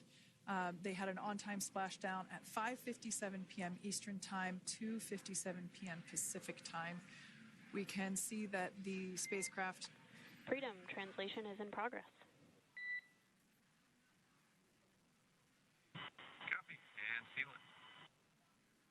We can see that spacecraft was successfully recovered from the ocean surface and is now being washed with fresh water, as obviously they splashed down in salt water, so we're trying to rinse off as much of that salt water as possible. And we can see the spacecraft continuing to move closer and closer to that recovery deck. Freedom, the crew is working on side hatch opening now. Expect hatch open in about 2 minutes. Okay, copy that. And Kira, just wanted to say that you guys, you and the team did an awesome job, both uphill and downhill. Just really, really impressed. Thank you. Thanks, Nick. It's been an honor. This is a pretty exciting moment coming up. We are working to open the side hatch.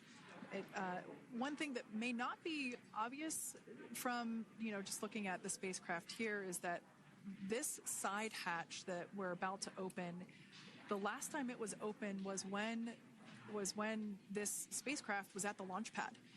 This side hatch is what is used for initial capsule ingress and final capsule egress, but all comings and goings from the spacecraft while it is on board the space station are from the forward hatch, which is located at the top of the spacecraft under that nose cone. So this is a pretty exciting moment because it will be the crew's first breath of fresh air since boarding their ships at the start of their journeys last year. And the very first person that will have the opportunity to say hello to the crew once that hatch is open is a SpaceX medical recovery personnel representative. Then we'll see procedures take place to remove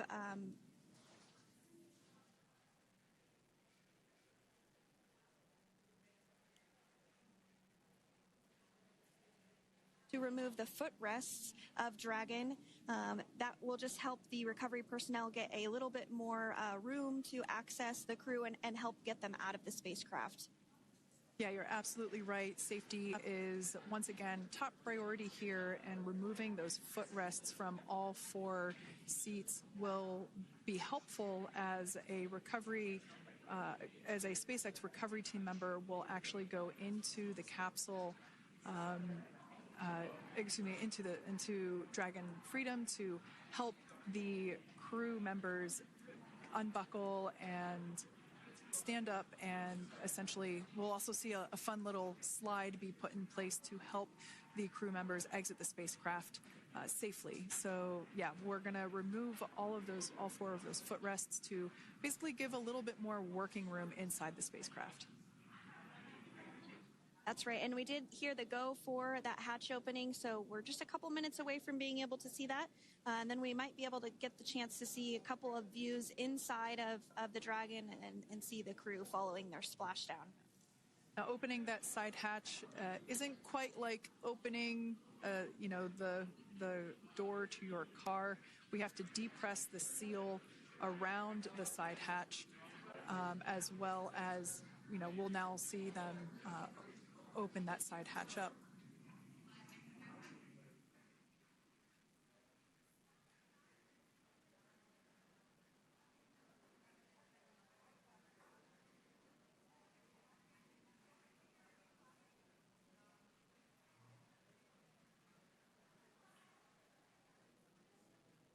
And there you have it. The side hatch is open for the first time since September.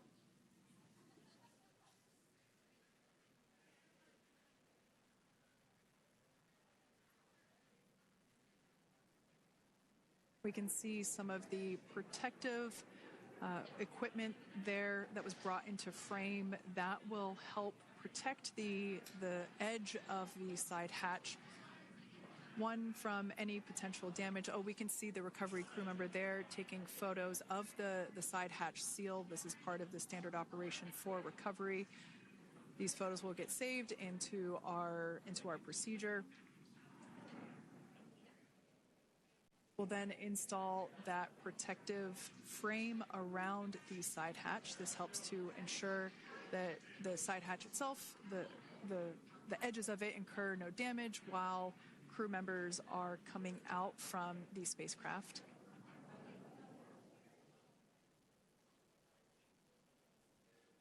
If you missed it, there was also a recovery team member that went inside. So there are now 5 people on board the Dragon spacecraft.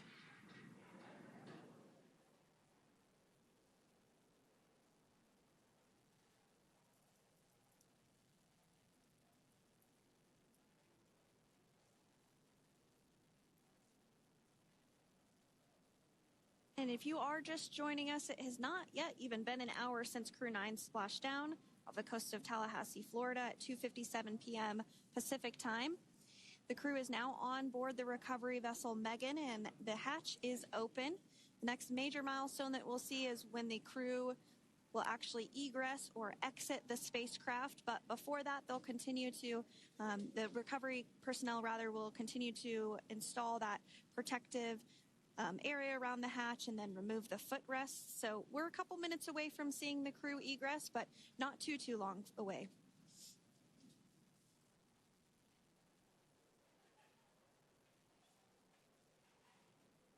We'll probably see those footrests being handed out here in the near future, as I mentioned before.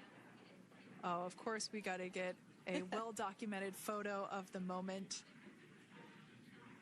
Although we can't see it from here, I'm pretty sure there are 4 smiles on board right now.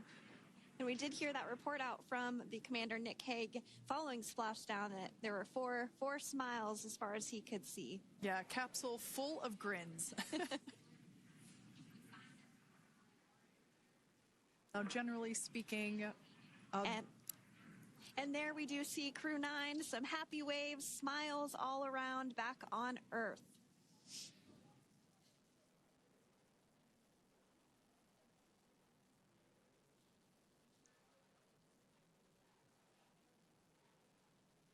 Generally speaking, we have the individuals in the 2 center seats of the spacecraft exit first.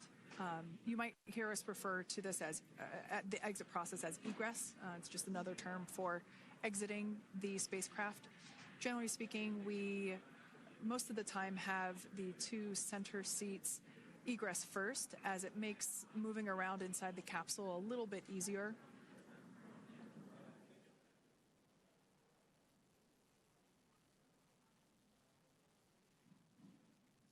We can see the tablets that were previously located on the upper leg of the crew members. We can see those being handed out to the recovery team.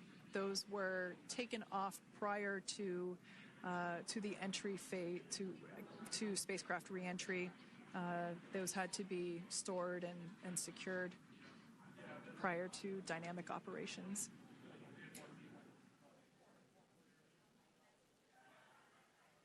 It looks like we are starting to see the footrests also be removed. I just saw one there on the screen. There are 4, of course, 1 for each crew member.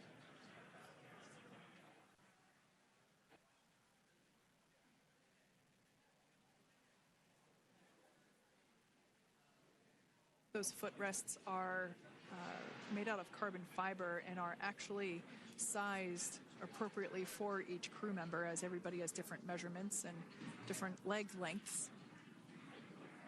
Same goes for the armrests and the bucket length of each seat. We size those appropriately for the crew members and to ensure their comfort and safety. I believe we just saw the little ramp that is used to help slide the crew members out from inside the spacecraft.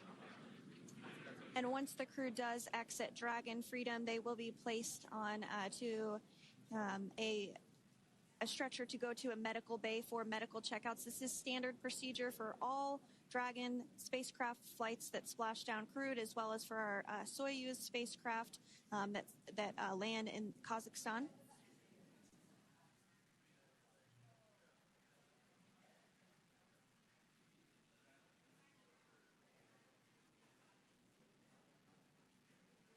We can see the exterior of Dragon Freedom quite clearly in this shot, and it's such a beautiful sight. I personally prefer the capsule when it has some of that charring from atmospheric reentry. It is the signature sign of a capsule that has returned to Earth.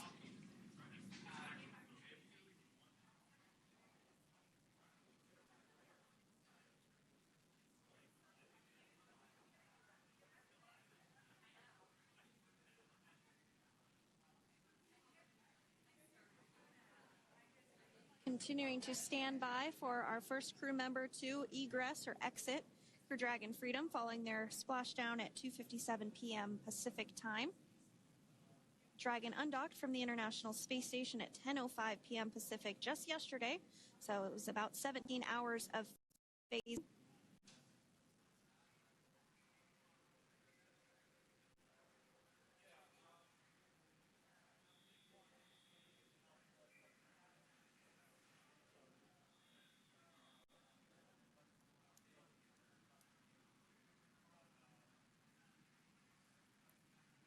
And while on board the International Space Station, Crew 9 contributed to 900 hours of science, over 150 research experiments and investigations, making great use of the microgravity lab of the International Space Station, which celebrates 25 years of continuous human presence this November.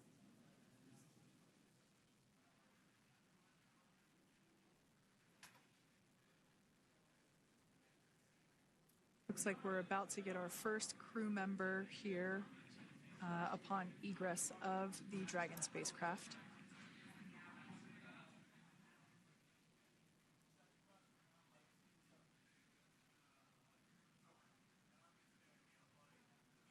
So we are standing by for that egress.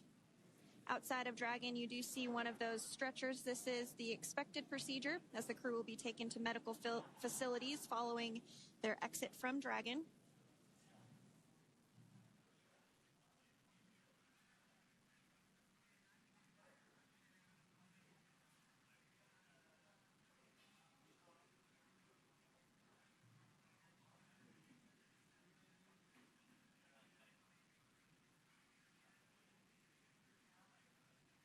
We can see folks on board clapping as our first crew member.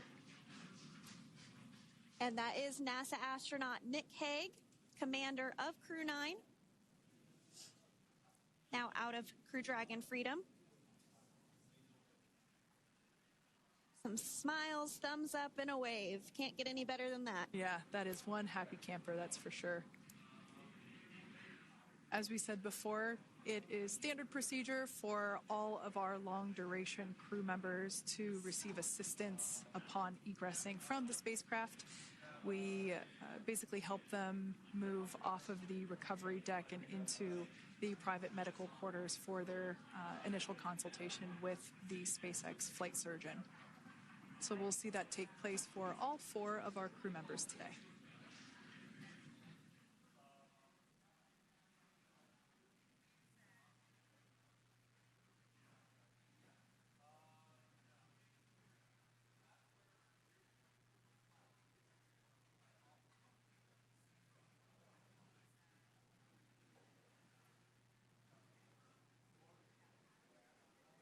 And we are standing by for the next crew member to exit Freedom.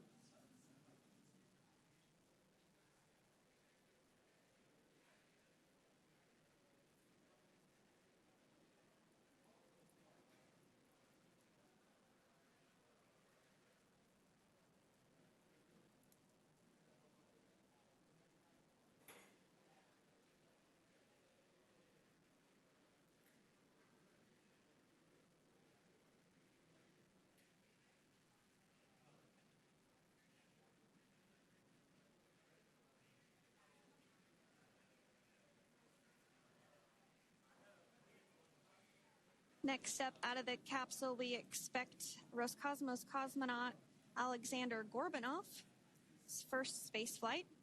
Spent 171 days in space alongside NASA astronaut Nick Hague.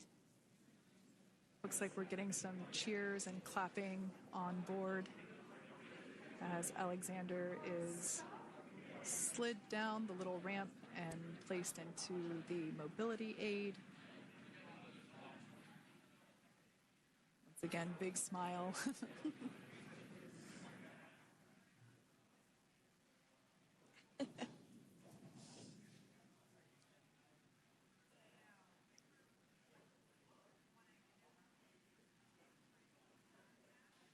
Now, the 2 crew members remaining in Dragon are NASA astronauts Suni Williams and Butch Wilmore.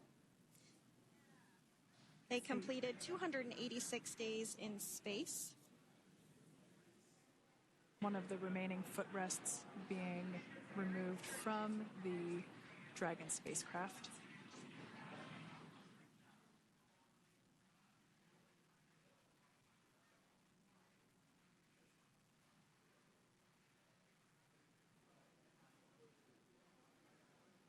As I said before, we generally try to have the crew members that are located in the 2 center seats aboard Dragon, and we like to have them egress first if possible, as it creates a little bit more movable working room inside the spacecraft.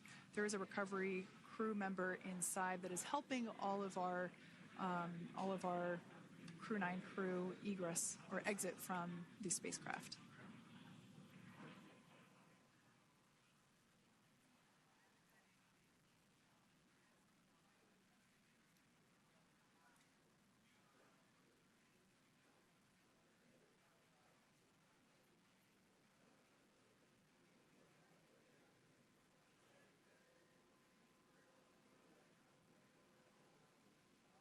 We are standing by for the next crew member to egress or exit Crew Dragon Freedom following the splashdown not even an hour ago at 2:57 p.m. Pacific time.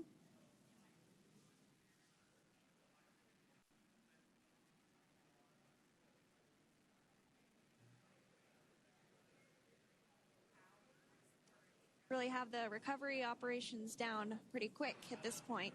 Yeah, it's pretty incredible to think that, just 5 years ago when we were doing the initial demonstration missions of the Dragon for Crew Dragon, that now we're under about 30 minutes for, to retrieve the spacecraft from the water, and just several minutes here while it's been on board and to get everyone, really to get that side hatch open.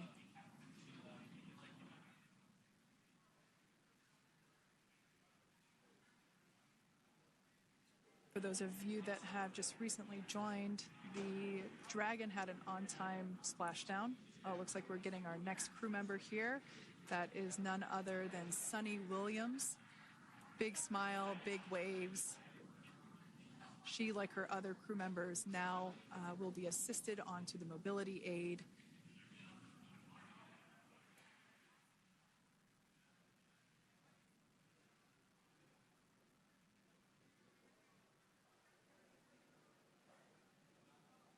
There we have it, some waves, some thumbs up, and some smiles.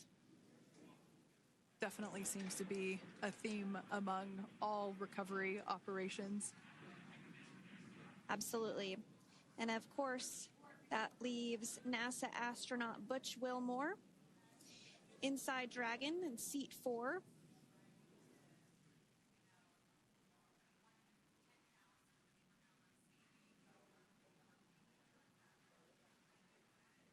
We're getting some views of him now as he egresses or exits the spacecraft.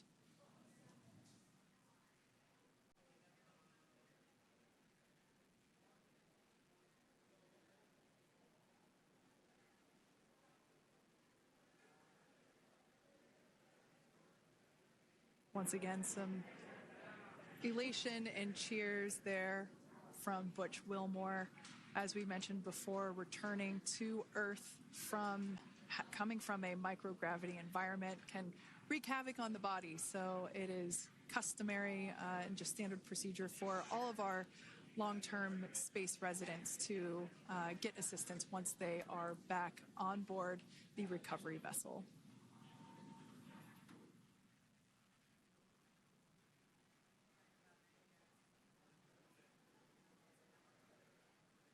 Well, now that Nick, Butch, Suni, and Alexander are safely back home on Earth and getting checked out by the NASA medical team, we're going to wrap up our live coverage of their return.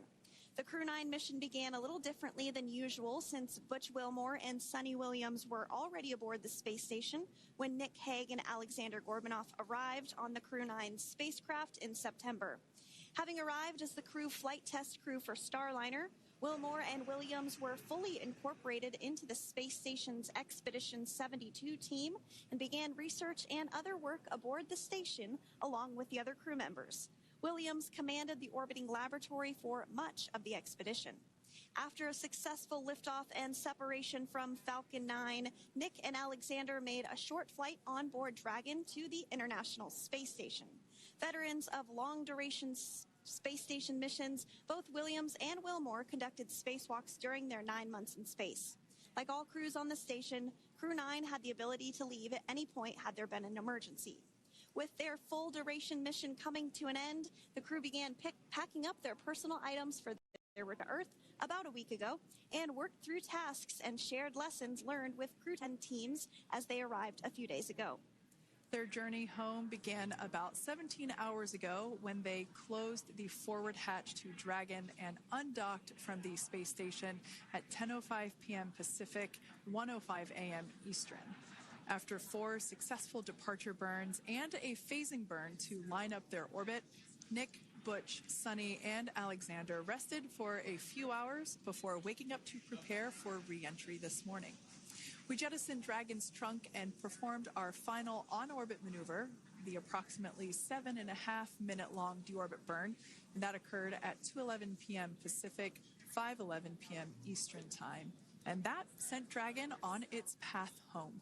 The spacecraft re-entered the Earth's atmosphere and slowed its descent with successful deployments of 2 drogue parachutes and 4 main parachutes, with the final splashdown occurring off the coast of Tallahassee, Florida at 2:57 p.m. Pacific, 5:57 p.m. Eastern. Following that successful splashdown, we saw SpaceX recovery experts move in and prepare Dragon Freedom for its lift onto the recovery vessel.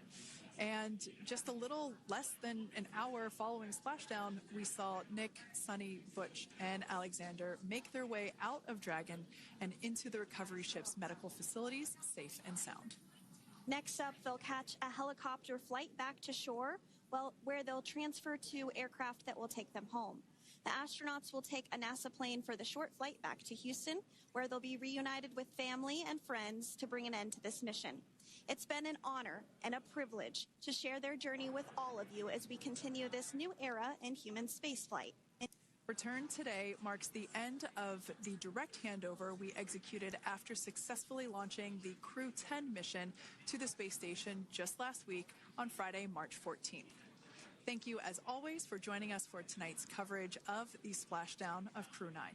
Remember to follow SpaceX on X and NASA online and on social media for updates for the very latest on crew and cargo flights to and from the International Space Station. And we'll continue to share the progress of Nick, Suni, Butch, and Alexander on social media as they travel back home. We do also have a post-splashdown media briefing coming up at approximately 4:30 p.m. Pacific, 7:30 p.m. Eastern, where leadership will share a final update as we conclude this successful mission. So, from all of us at NASA and SpaceX, welcome home, Crew 9. So long.